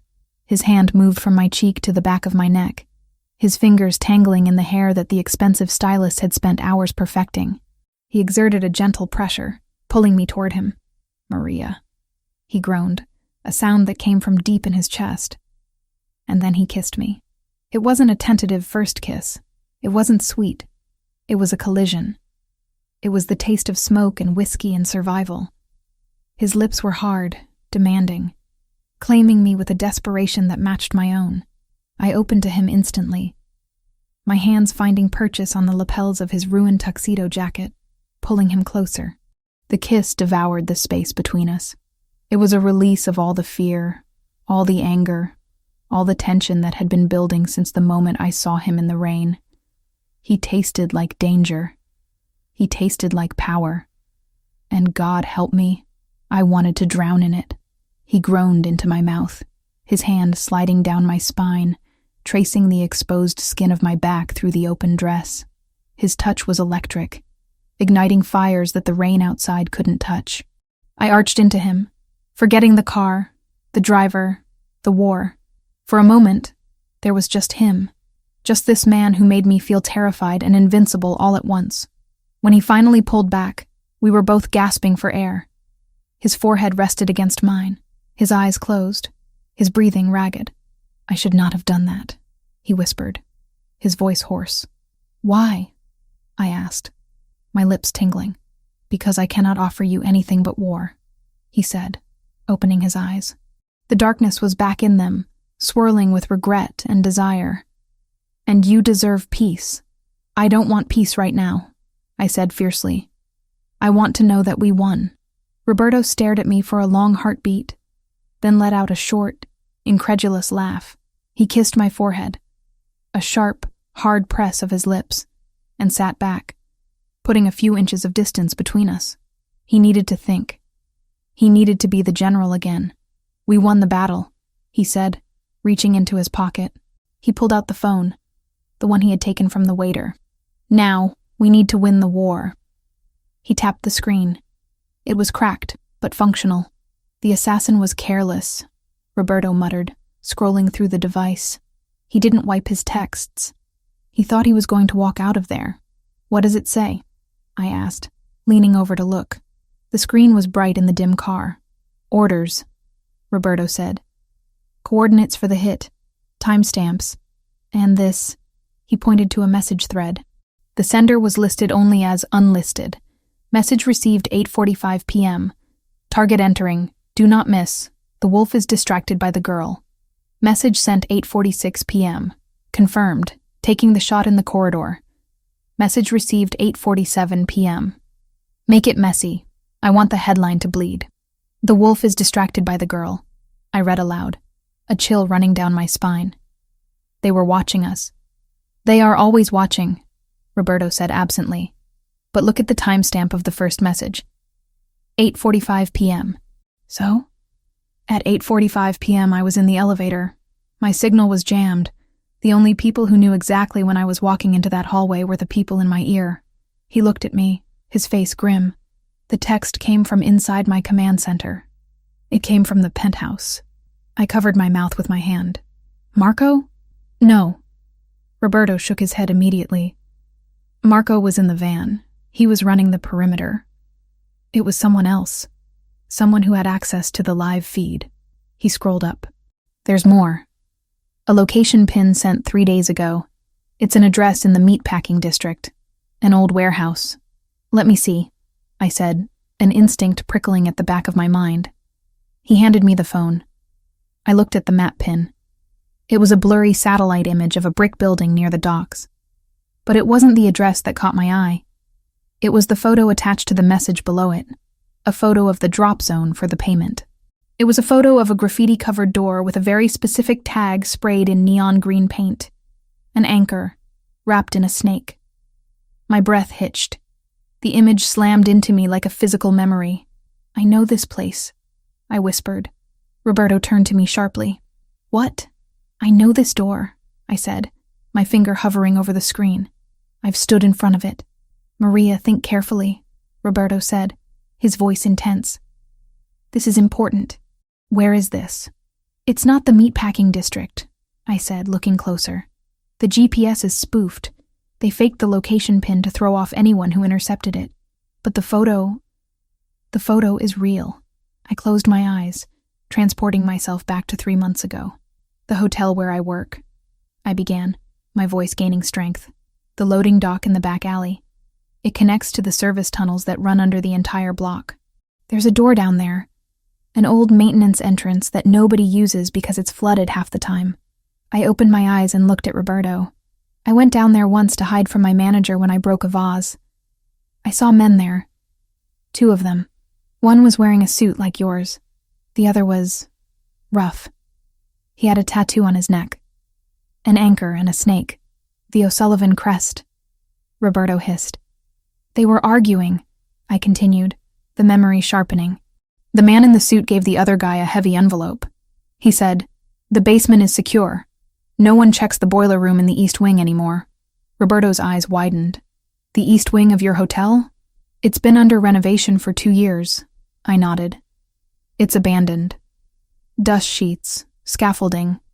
No guests go there. No staff goes there. Perfect cover," Roberto murmured. "A fortress hidden in plain sight, right under the nose of the city." He took the phone back from me, his mind racing, connecting the dots. "You said you saw a man in a suit," Roberto pressed. "Did you see his face?" "Only his profile," I said. "He was older, gray hair. He walked with a limp, like his left leg bothered him." Roberto went still. The air in the car seemed to freeze. "A limp," he repeated, his voice barely audible. "Yes. He was using a cane. A black cane with a silver handle." Roberto closed his eyes. He leaned his head back against the seat, a look of profound, devastating betrayal washing over his face. It was worse than the grief I had seen in the rain. This was the look of a man who realizes the knife in his back was placed there by his own blood. "Uncle Carlo," he whispered. "Who?" "Carlo Verciani," Roberto said, opening his eyes. They were cold now. "Dead. My father's brother. The man who taught me how to tie my shoes. The man who sat at my table last Sunday and toasted to Matteo's safe return." He let out a short, bitter laugh. "He has a bad hip. He uses a cane." "Oh my God," I whispered. "He's the one? He's the traitor?" "He always wanted the chair," Roberto said, his voice void of emotion. "He thought he should have been Don when my father died. But the families chose me." He smiled. He bowed. He waited. He looked at the phone in his hand, then crushed it in his grip until the screen splintered. "He sold my son to the O'Sullivans to break me," Roberto said. "He thought if I was weak, if I was grieving, the commission would vote to replace me. He would step in as the stable leader." "And the O'Sullivans?" I asked. "What do they get?" "Territory," Roberto said. "And the pleasure of watching the Vercianis destroy themselves from the inside." The SUV slowed down. We were approaching the safe house building, but Roberto didn't move to open the door. He sat there, vibrating with a lethal energy. "Marco," he said into the intercom connecting us to the driver. "Change of plans. Boss? We are not going back to the penthouse. The penthouse is compromised. If Carlo is the leak, he has the codes. He has eyes in that room." "Where to, boss?" Roberto looked at me. He looked at my soot-stained face, my bare feet, the fierce determination in my eyes. "We are going to the estate," he said. "The Long Island compound." Boss, the estate hasn't been prepped for." "I don't care," Roberto snapped. It's the only place with a hardline security system that Carlo can't override remotely. We go there, we fortify, and then he looked at me, and the darkness in his eyes was terrifying. And then we go to war. I am going to burn the O'Sullivans to the ground, and then I am going to kill my uncle. He reached out and took my hand again. This time, his grip was painful, desperate. You stay with Matteo, he said. You keep him safe, because if Carlo knows we survived tonight, he will come for the boy. He has to. It's his only card left. I won't let him touch him, I vowed. I have a serving tray, remember? Roberto looked at me, and for a fleeting second the wolf was gone, and the man was back. He lifted my hand to his lips and kissed the soot-stained knuckles. I remember, he said. I will never forget. The car swerved onto the highway, speeding toward the darkness of Long Island, leaving the burning city behind us. But the real fire was sitting right next to me, and I knew, with absolute certainty, that it was going to consume everything in its path. The adrenaline that had fueled our escape from the burning hotel began to curdle into a cold, hard exhaustion as the armored SUV crossed the city limits. The frenetic energy of Manhattan faded in the rearview mirror, replaced by the oppressive darkness of the Long Island Expressway. I sat in the back, Matteo asleep on my lap.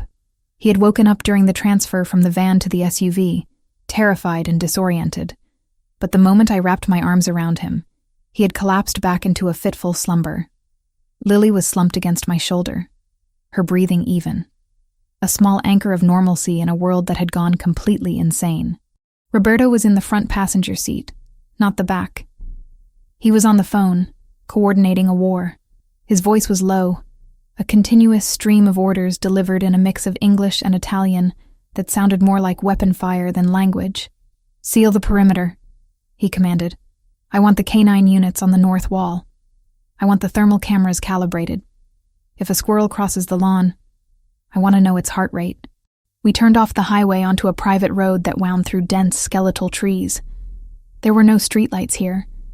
The only illumination came from the headlights cutting through the gloom, revealing patches of fog that clung to the ground like ghosts. We are approaching the gate, the driver announced. I looked out the window. Looming out of the darkness was a structure that looked less like a home entrance and more like the gates of a medieval citadel. 12-foot-high iron spikes, reinforced with steel plates, blocked the road. A guardhouse sat to the right, fortified with bulletproof glass. The SUV slowed. A red laser scanned the windshield. A moment later, the heavy gates groaned and swung open. Welcome to the estate, Roberto said, hanging up the phone and turning to look at me. It's not the penthouse. It doesn't have a view. But it was built to withstand a siege. We drove up a long, winding driveway, lined with ancient oaks. At the top of the hill stood the mansion. It was a sprawling beast of gray stone, ivy climbing the walls like dark veins. It was beautiful in a severe, intimidating way. It looked cold. It looked impenetrable. And right now, that was exactly what I wanted. The car stopped in the circular driveway. Before the engine cut, the front doors of the mansion flew open. A phalanx of staff and guards poured out, moving with disciplined urgency. Roberto got out first. He opened my door, his face grim. Leave the bags, he told the staff. Secure the children. Get them inside. Code Black protocols are in effect. I stepped out, lifting Matteo into my arms. He was heavy, a dead weight of sleeping child, but I refused to let anyone else take him. Lily woke up, rubbing her eyes, clutching the strap of my dress. Maria, she mumbled. Are we there? Yes, Bug, I whispered, shivering as the damp night air hit my bare skin. The back of my dress was still open, a reminder of the gala and the glamour that felt like a lifetime ago. We're here. We were ushered into a grand foyer that smelled of lemon polish and old money. The floors were black and white marble, stretching out under a chandelier that looked like a frozen explosion of crystal. A double staircase curved up to the second floor. An older woman in a severe black uniform stepped forward. She had gray hair pulled back in a tight bun, and eyes that missed nothing. Mr. Verciani, she said, her voice steady despite the chaos. The East Wing has been prepared as you requested. The nursery is secure. Thank you, Elena. Roberto said. "This is Maria Foster, and these are the children. They are under your care. If anything happens to them—" "I know the penalty, sir." Elena cut him off, not with insolence, but with a terrifying acceptance. She looked at me. "I will run a bath for the boy. And find you some clothes, Miss Foster. You look like you've walked through hell." "I drove through it," I corrected, shifting Mateo's weight. "Go with Elena," Roberto said to me. "Get them settled. I have work to do." He didn't wait for a response. He turned and marched toward a set of heavy oak doors on the left, followed by Marco and 3 other guards. He was shifting gears again, from protector to predator. 2 hours later, the mansion was quiet, or at least as quiet as a house preparing for war could be. I had scrubbed the soot from my skin in a bathroom that was larger than my entire kitchen back in the city. The water had turned gray as it swirled down the drain, taking with it the smell of smoke and fear. I had dressed Mateo in clean pajamas found in a drawer that had clearly been waiting for him for a long time. Now, we were in the nursery. It wasn't a sterile room like the one in the penthouse. This room had hand-painted murals of clouds on the ceiling. It had wooden toys that looked handmade. It felt like a room where a child had actually lived once. Mateo was sitting on the rug, pushing a wooden train back and forth. He was still silent, his eyes distant. But he wasn't shaking anymore.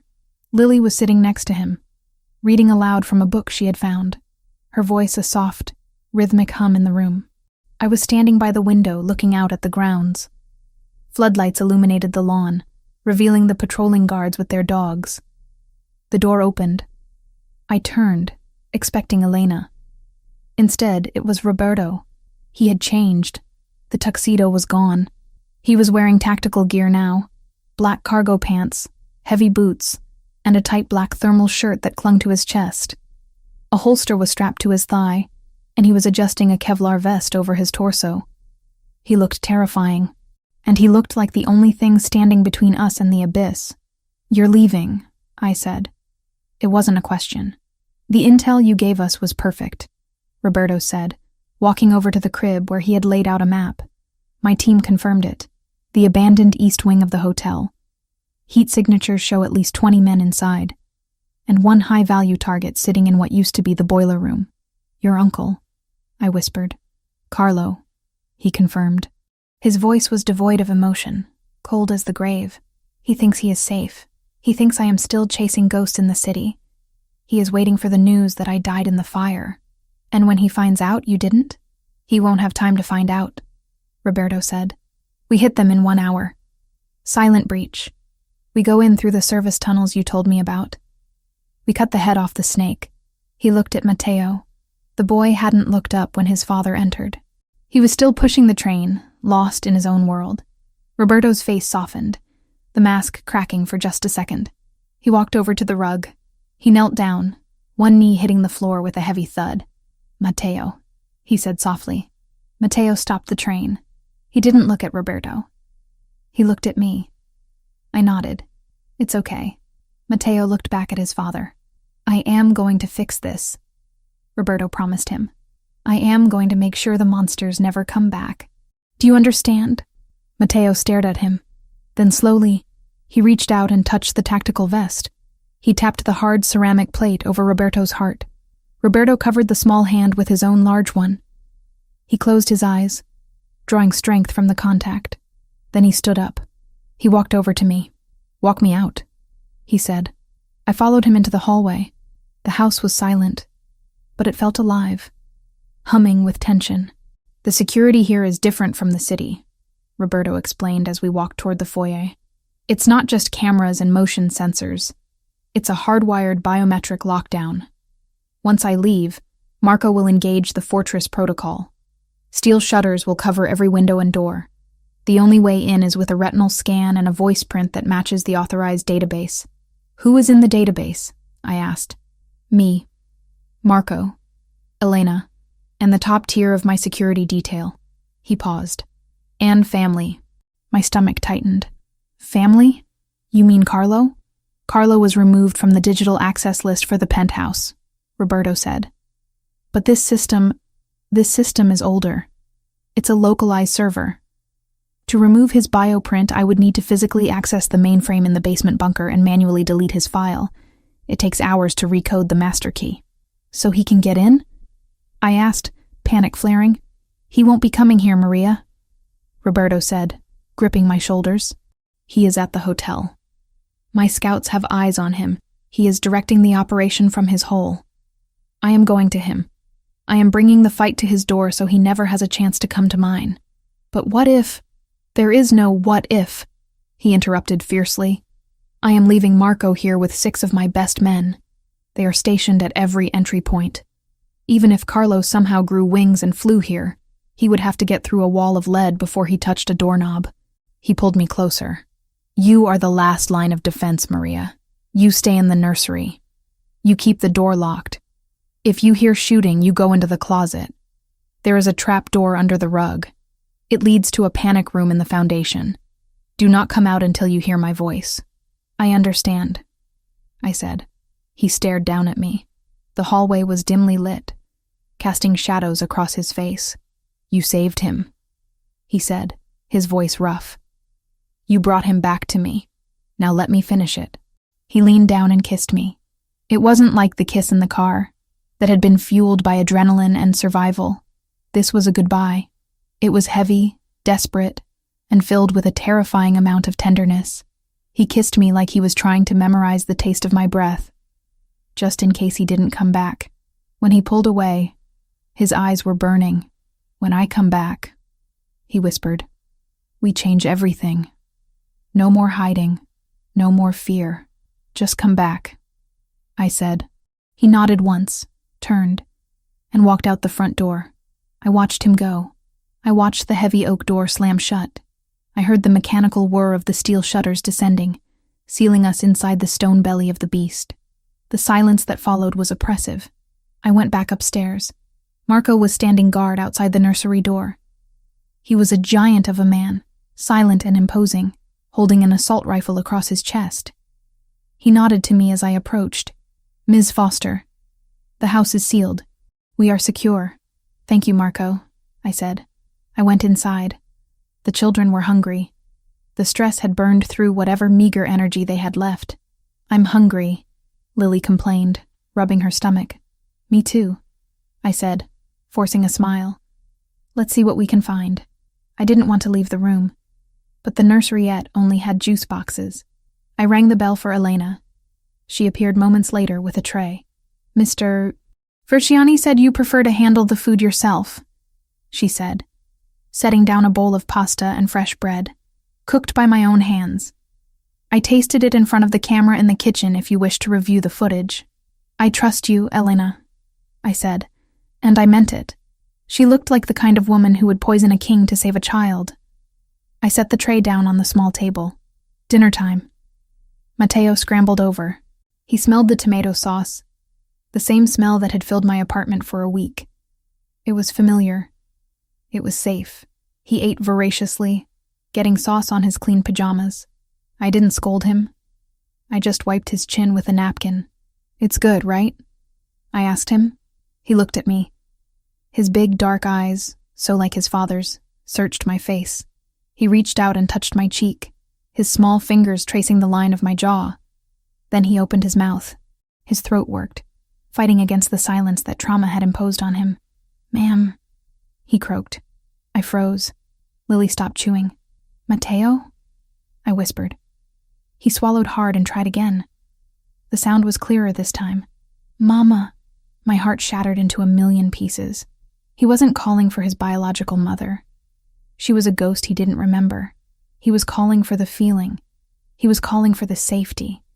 He was calling for me. Tears pricked my eyes. I pulled him into a hug, burying my face in his curls. I'm here, I choked out. I'm right here, baby. I'm not going anywhere. He wrapped his arms around my neck and sighed, a long, shuddering release of tension.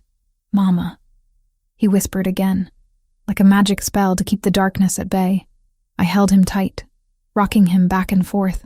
Outside, a storm was brewing, both in the sky and in the city where Roberto was hunting. But in here, in this moment, there was peace. And then, the lights flickered. It was just a momentary dimming, barely noticeable. But my father had taught me to notice everything. I looked up at the ceiling.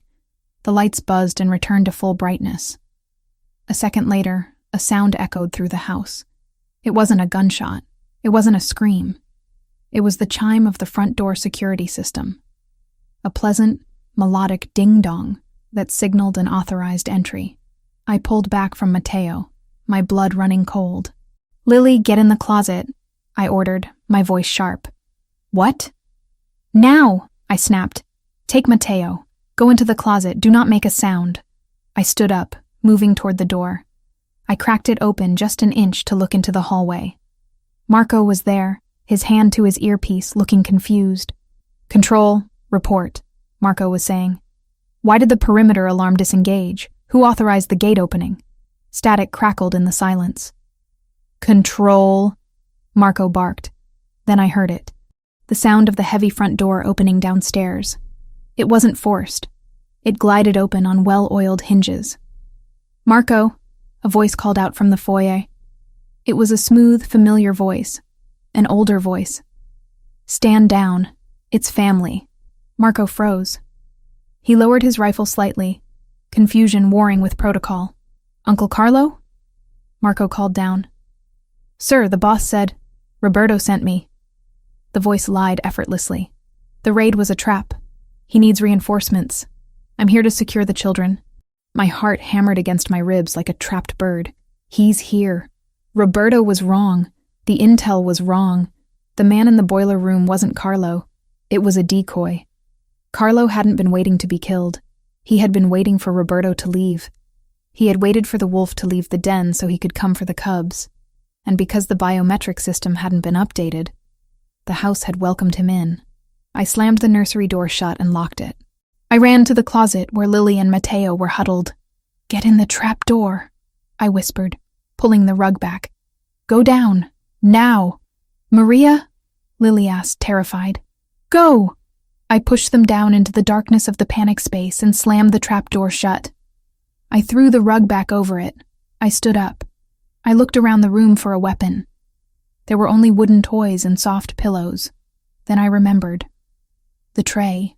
Elena had left the heavy porcelain serving bowl and the silver knife for the bread. I grabbed the knife. It was serrated, meant for crusty bread. Not combat, but it was sharp. I moved to the side of the door, pressing my back against the wall. I listened. I heard heavy footsteps on the stairs, the thump-thump of a cane hitting the marble. "Marco, move aside." Carlo's voice drifted up. "Sir, I have strict orders." Marco sounded unsure. "Code black. No one sees the boy." "I am his great uncle, you idiot." "I changed his diapers. Now move, or I will have your badge." A pause. Then, a sound that made me flinch. 3 suppressed coughs. Pfft, pfft, pfft. The sound of bodies hitting the floor. Marco was down. The elite guard, the wall of lead, gone. Because he hesitated. Because he trusted the family clearance. The footsteps continued down the hall. Slow, deliberate, the cane tapping a rhythm of death. Tap, step, tap, step. He stopped outside the nursery door. The handle jiggled. Locked. "Maria," Carlo's voice came through the wood. It was sickeningly sweet. "I know you're in there. I saw the footage from the gala. You're a clever girl." I didn't answer. I gripped the bread knife until my palm hurt. "Open the door, Maria. Roberto is dead. The O'Sullivans took him. I'm here to save the children. We need to leave before they get here." "Liar." "Go away," I shouted. "I have a gun." Carlo laughed. It was a dry, rasping sound. "No, you don't. Roberto took all the guns. He doesn't trust women with firepower. A fatal mistake." Something heavy slammed into the door. The wood splintered but held. "I have the master key, Maria," Carlo said, his voice dropping an octave. "But I prefer to break things. It's more satisfying." Another slam. The hinges groaned. I looked at the closet where the children were hiding. I looked at the knife in my hand. I wasn't a soldier. I wasn't a mafia princess. I was a girl from Ohio who knew how to spot a predator. And I knew that if that door opened, Only one of us was leaving this room alive. I took a deep breath, raised the knife, and waited for the wolf to break in. "Come and get me," I whispered. The heavy oak door of the nursery shuddered under the force of the impact. Wood groaned, a high-pitched protest that sounded like a scream in the silence of the sealed house. I stood in the center of the room, my back to the closet where my entire world was huddled in the dark. My hands were shaking, not with the tremors of the cold, but with the violent vibration of pure, uncut adrenaline. The silver bread knife felt ridiculous in my grip. A serrated piece of dining ware against a man who had just executed a team of elite guards. Bam. Another hit. A hairline crack appeared in the white paint of the doorframe. "Maria." Carlo's voice drifted through the wood, calm and conversational, as if he were asking to borrow a cup of sugar. "Don't make this difficult. I have a key.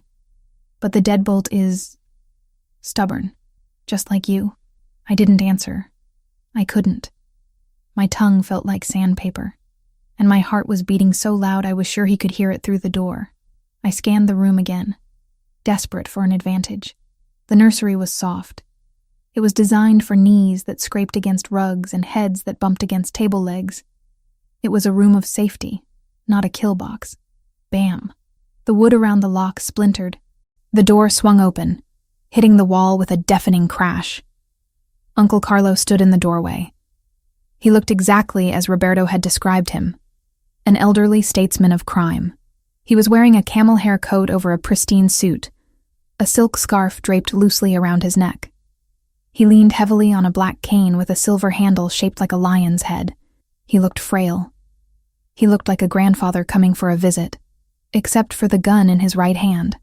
It was a pistol, sleek and black, with a suppressor screwed onto the barrel. It looked heavy in his wrinkled hand, but his grip was steady. He stepped over the threshold, his eyes scanning the room. He ignored me at first. He looked at the empty bed. He looked at the toy train abandoned on the rug. "Gone to ground," he murmured, a small smile playing on his thin lips. "Smart girl." Then, his gaze landed on me. He looked at the bread knife in my hand, and his smile widened into something pitying. "Oh, my dear," he chuckled, a dry, rasping sound. "What do you plan to do with that? Make me a sandwich?" "Get out," I said. My voice was low, guttural. It didn't sound like me. It sounded like the growl of a cornered animal. "I'm afraid I can't do that," Carlo said, taking a step forward. The cane clicked on the hardwood floor. Tap, step, tap. "You have something that belongs to me." "He's not a thing," I spat. "He's a boy. He's your blood." "He is leverage," Carlo corrected, his face hardening. "He is the key to the kingdom. Roberto is weak. He is sentimental. He lets women and children distract him from business. Look at him tonight, running off to a decoy location while I walked right through his front door." He took another step. He was 10 feet away. "Where are they, Maria?" He raised the gun, pointing it lazily at my chest. "The closet? The bathroom? Or did you find the trapdoor? I know this house better than Roberto does. I built the panic room specifications in 1995. My blood ran cold. He knew. Of course he knew. They aren't here," I lied.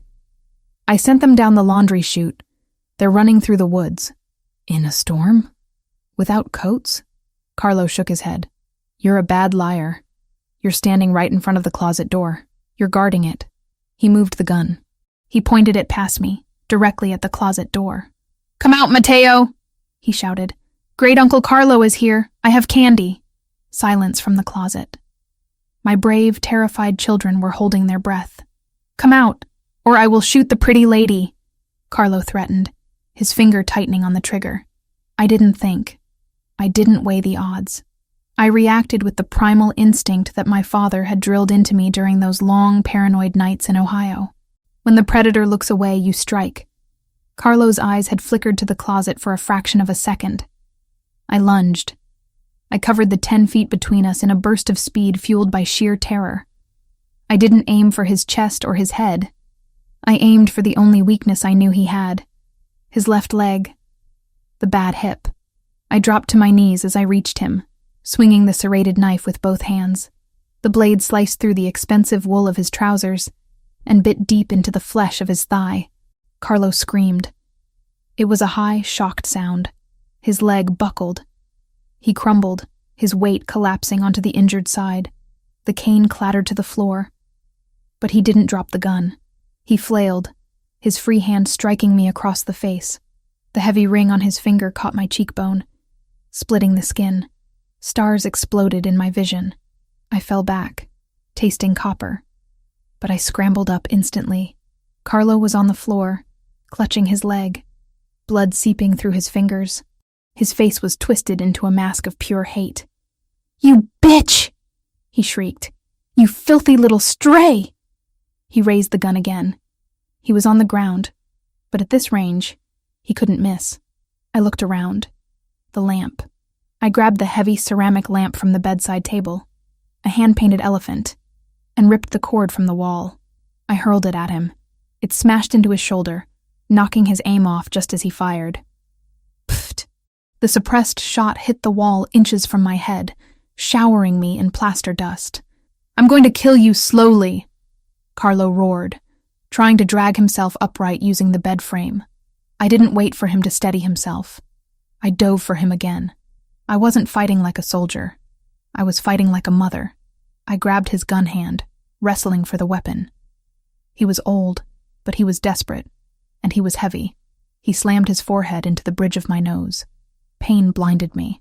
Tears streamed down my face, mixing with the blood.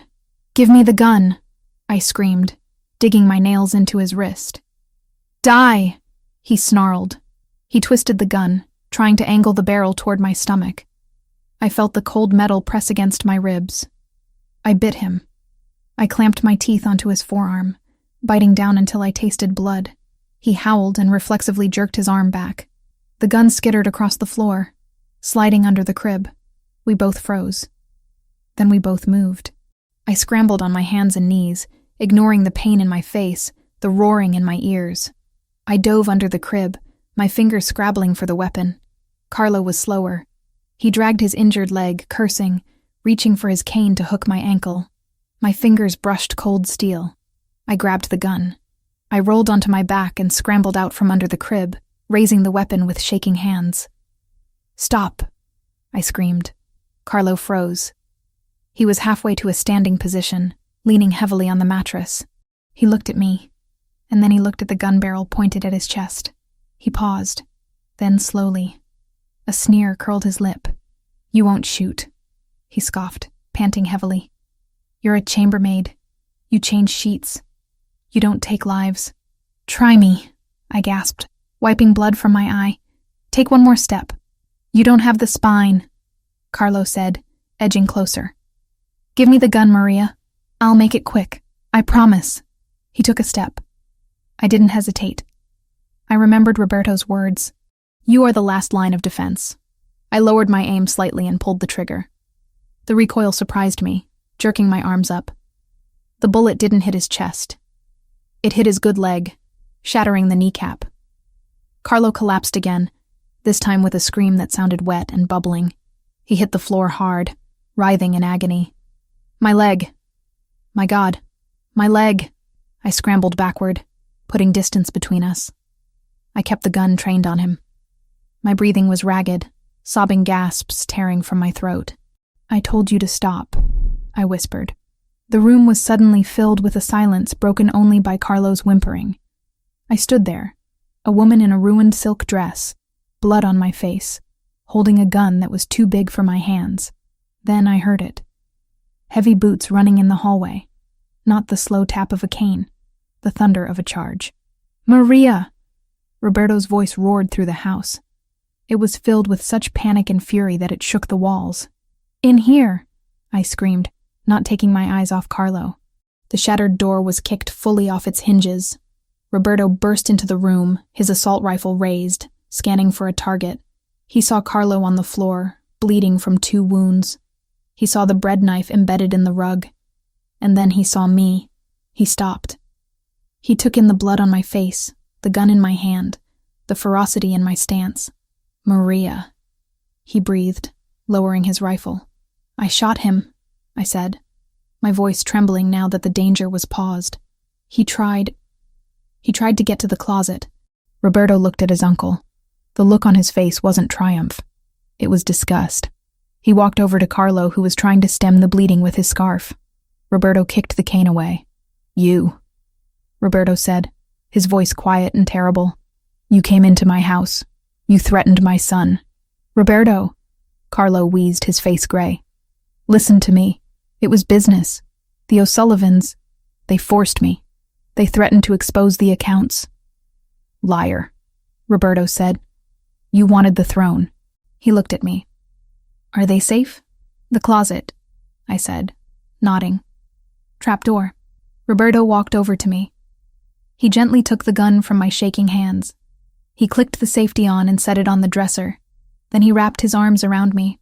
I collapsed against him. The adrenaline cut out like a severed wire, leaving me weak. I buried my face in his tactical vest, sobbing. "You're hurt," he said, touching my cheek. "He hit you." I bit him. I mumbled into his chest. Roberto let out a breath that was half laugh, half sob. He kissed the top of my head, holding me so tight I could barely breathe. "You are incredible," he whispered. "You held the line." He pulled back, looking into my eyes. "Stay here. Don't look." He turned back to Carlo.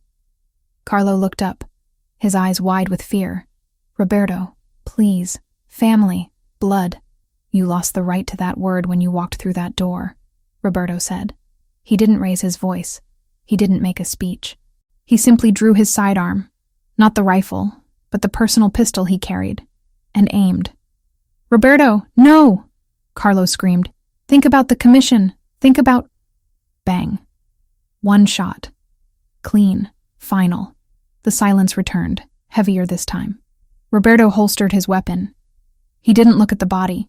He walked straight to the closet. He threw the door open and ripped the rug back. He pounded on the trap door. "Matteo, Lily, it's Papa, open up." There was a pause, a moment of agonizing stillness.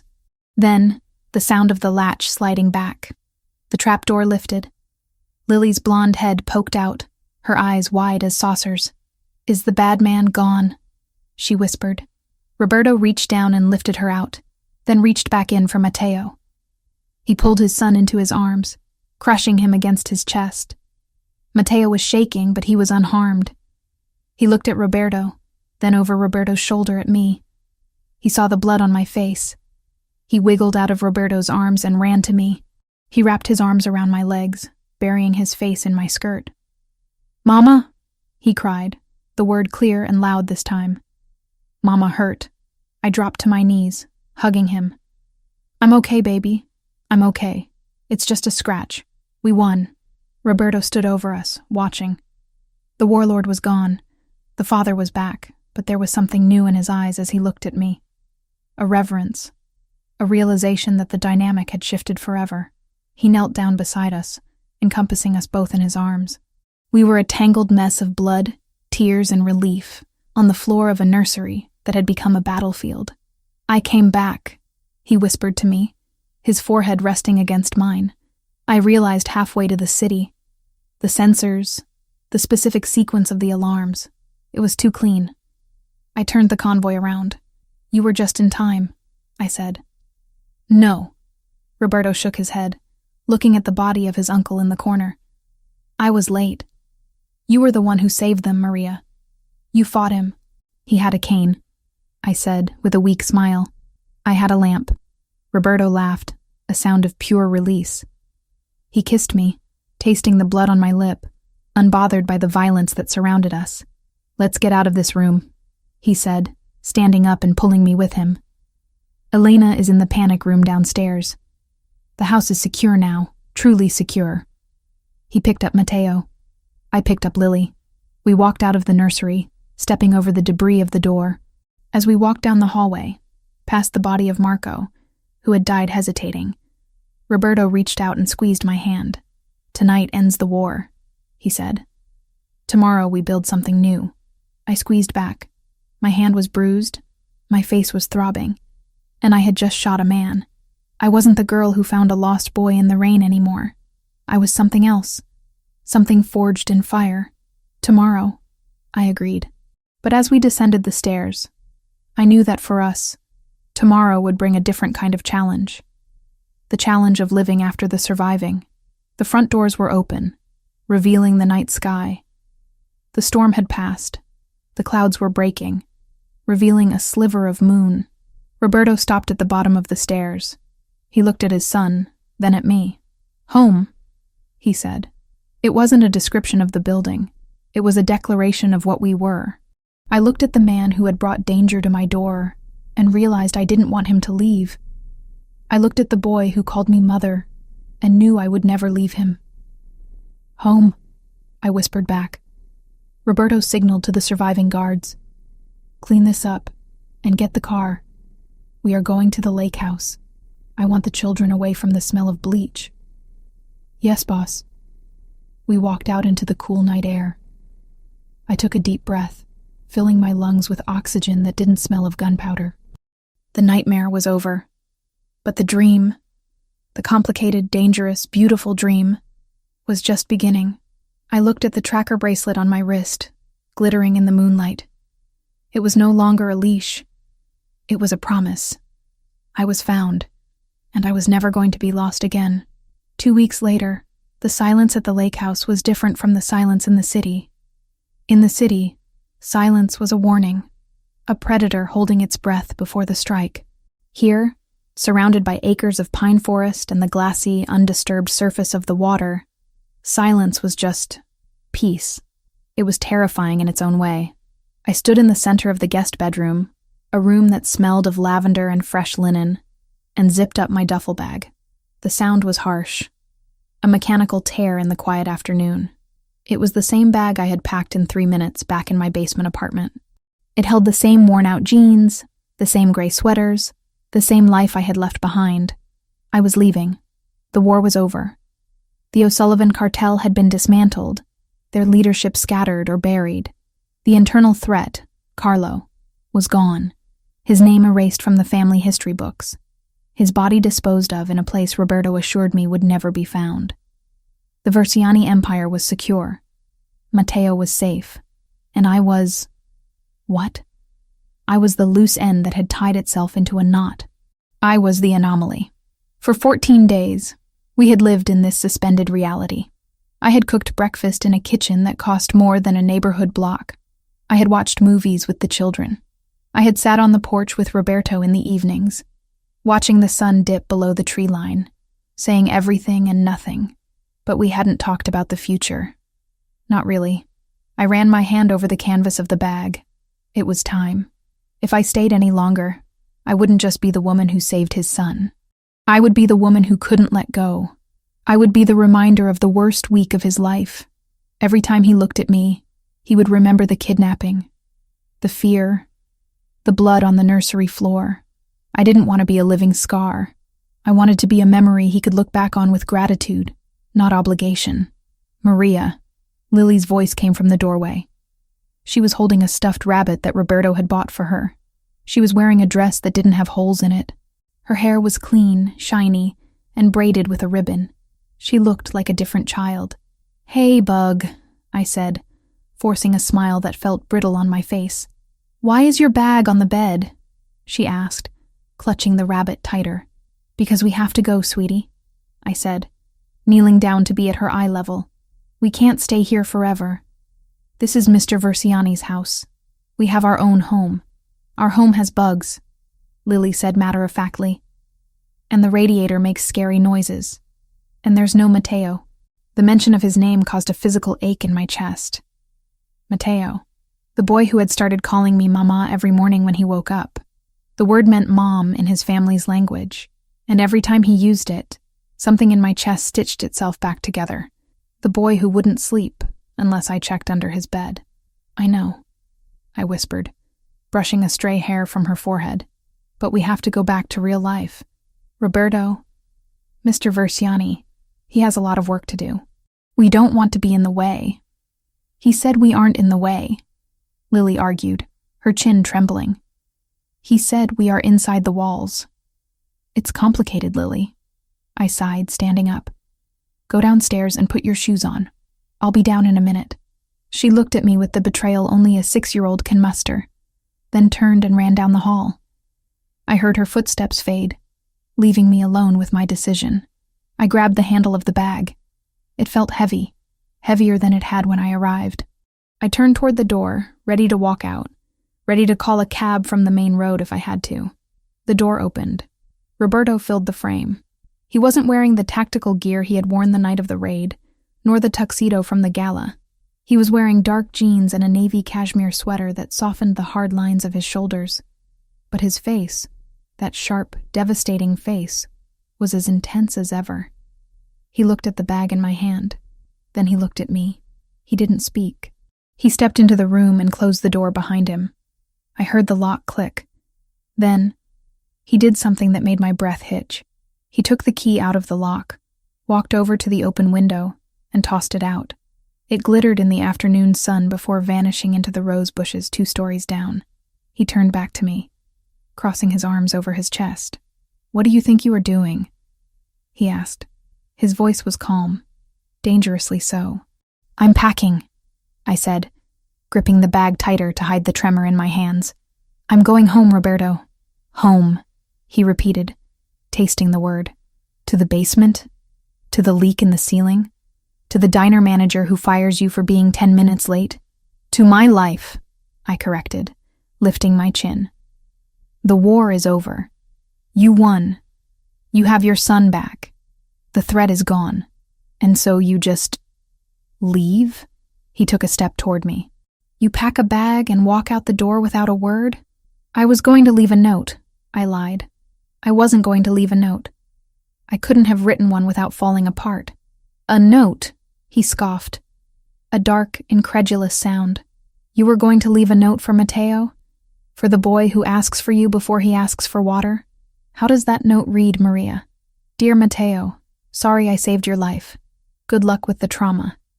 "Don't do that," I snapped, tears stinging my eyes. "Don't make me feel guilty for doing the right thing. I'm leaving because I care about him. I'm leaving because I don't belong here, Roberto. Look at this place." I gestured to the silk drapes, the mahogany furniture. "This is a palace. I am a maid. I don't fit." "You fit where I say you fit," he growled. "That's not how the world works," I shouted back, the frustration boiling over. "You can't just command people to belong. I am a reminder of the worst thing that ever happened to you.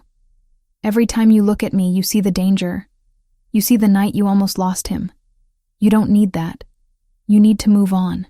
You need a normal life.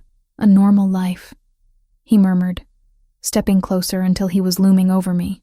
"You think I want normal? I am a Verciani. I was born in blood. I will die in blood. There is no normal for me." He reached out and ripped the bag from my hand. He didn't throw it. He set it down on the floor with deliberate care, then kicked it under the bed. "You are not a reminder of the danger," he said, his voice dropping to that rough, intimate whisper that turned my knees to water. "You are the reminder that I survived it. You are the only reason I am not burying a son this week." "I did what anyone would have done," I whispered. "No," he shook his head. "Anyone else would have called the police. Anyone else would have run when the bullets started flying. Anyone else would have opened that nursery door when Carlo threatened them." He reached into the back pocket of his jeans and pulled out a folded document. He slapped it against my chest. I instinctively grabbed it to keep it from falling. "Read it," he ordered. I unfolded the paper. It was heavy, legal bond. The header read, "Family Court of New York." I scanned the lines. My eyes widened. Petition for adoption. Lily Foster. Beneficiary of the Verciani Family Trust. Full educational sponsorship. Legal guardianship transferred to Maria Foster and Roberto Verciani as joint custodians in the event of... I looked up at him, my mouth opening and closing. "What is this?"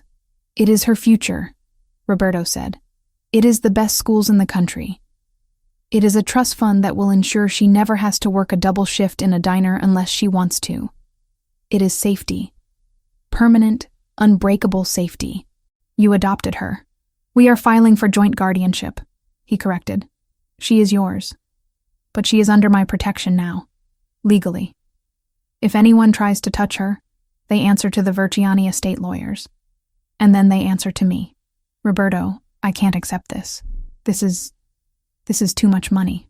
I can't pay you back. I don't want your money, he snapped, exasperated. I have enough money to buy God. I don't need payment. Then what do you want? I cried. Why are you doing this? He stared at me for a long moment. The silence stretched, thick and heavy. He reached into his pocket again. This time he pulled out a small black velvet box. He didn't get down on one knee. That wasn't his style. He wasn't asking. He was stating a fact. He opened the box. Inside sat a ring that made the breath leave my lungs. It wasn't a delicate diamond like the necklace. It was a massive, dark sapphire, almost black in the dim light, surrounded by a halo of raw, uncut diamonds. It looked ancient. It looked like something a queen would wear into battle. I want you, he said. The words were simple, but they hit me with the force of a physical blow. I don't want a mistress, he continued, taking the ring out of the box. I don't want a nanny. I don't want a guest. I want a partner. He took my left hand. His grip was warm, calloused, familiar. Matteo needs a mother, he said, sliding the ring onto my finger. It fit perfectly, heavy and cool against my skin. But more importantly, I need you. I need the woman who hit an assassin with a serving tray. I need the woman who shot a capo in the leg to save my children. I need someone who understands the darkness because she has stared into it and didn't blink. Roberto, I whispered, looking at the ring, then at him. People will talk. They'll say I'm just the help who got lucky. They'll say I don't belong in your world. Let them talk, he said, a dark smile playing on his lips. And then watch them bow. You earned your place at this table, Maria. You bought it with blood. You are not the help. You are the queen. He lifted my hand to his lips, kissing the ring, claiming it, claiming me. No debt, he said, looking into my eyes. Just a life, a complicated, dangerous, messy life, but it will be ours. I looked at him. I saw the exhaustion in the lines around his eyes, the shadows of the war he fought every day, but I also saw the love. It wasn't the soft, sweet love of fairy tales. It was a fierce, burning thing. It was a love that would burn down cities to keep me warm, and I realized, with a sudden clarity, that I didn't want the easy life. I didn't want the silence of the basement apartment. I wanted the storm. Okay, I whispered. Okay? He raised an eyebrow. Okay, I said louder, a smile breaking through my tears. But if you ever try to throw my clothes out the window, I will shoot you in the leg. Roberto threw his head back and laughed, a rich, deep sound that filled the room. He pulled me into his arms, lifting me off my feet. I would expect nothing less, he growled against my neck. He kissed me then, and it felt like coming home. It felt like the final piece of the puzzle snapping into place. The missing boy was found. The missing father was restored. And the invisible girl, she was finally seen. We walked out into the garden an hour later. The sun was beginning to set, painting the sky in streaks of purple and gold, the colors of a bruise healing, or a royalty rising. The air was crisp, smelling of pine needles and damp earth. The lake shimmered in the distance, a mirror reflecting the vastness of the world we now owned. Matteo and Lily were near the rose bushes. They were chasing a golden retriever puppy, a surprise Roberto had arranged to be delivered that morning. Matteo was laughing. It was a sound I hadn't heard in the first week, a sound that seemed miraculous every time it bubbled out of his throat. "Get him, Leo!" Lily shouted, running in circles. "No, this way!" Matteo yelled back, his voice clear and strong. Roberto stood beside me on the porch, his arm heavy and possessive around my waist. We watched them run. We watched them live. "He speaks so well now," Roberto murmured. "2 weeks ago, I thought I would never hear his voice again. He just needed to feel safe," I said, leaning my head against Roberto's shoulder. "He needed you," Roberto corrected. We both did. He reached into his pocket and pulled out a folded piece of paper. It was worn, water-damaged, wrinkled. It was the flyer, the missing poster from that night in the rain. He unfolded it. The red letters screamed out, "Missing," He looked at it for a long moment. Then he took a gold pen from his pocket. He didn't crumple the paper. He didn't burn it. He pressed it against the wooden railing of the porch. With a few quick strokes, he crossed out the word, missing. Above it, in his sharp, angular handwriting, he wrote one word, found. He handed the paper to me. Keep it, he said. Put it in the family album, so we never forget where we started. I looked at the paper. I looked at the rain-warped photo of Mateo. I looked at the new word written in ink that shimmered in the sunset. I folded it carefully and put it in my pocket, right next to the adoption papers for Lily. Found, I whispered. Roberto turned to me, his hand cupping my face, his thumb tracing the faint scar on my cheekbone where Carlo's ring had cut me, a souvenir of the war I had won. Are you happy, Maria? He asked, searching my eyes. I looked at the children playing in the grass, safe and free. I looked at the mansion behind us, no longer a fortress, but a home. I looked at the man in front of me, the wolf who had learned to let me pet him. I thought about the cold nights in the basement. I thought about the fear. I thought about the loneliness that had been my constant companion for so long. I'm not just happy, I said, rising on my tiptoes to kiss him. I'm home. Roberto smiled against my lips. Then let's go inside. Dinner is waiting, and I believe it is your turn to say grace. My turn? I laughed. I thought the Don made the rules. The Don bows to the Queen, he murmured, sweeping me into his arms and carrying me across the threshold. Behind us, the sun dipped below the horizon, and the stars began to come out, one by one, watching over the house that love built and violence defended. The poster in my pocket felt warm against my hip. Found. It was the only word that mattered.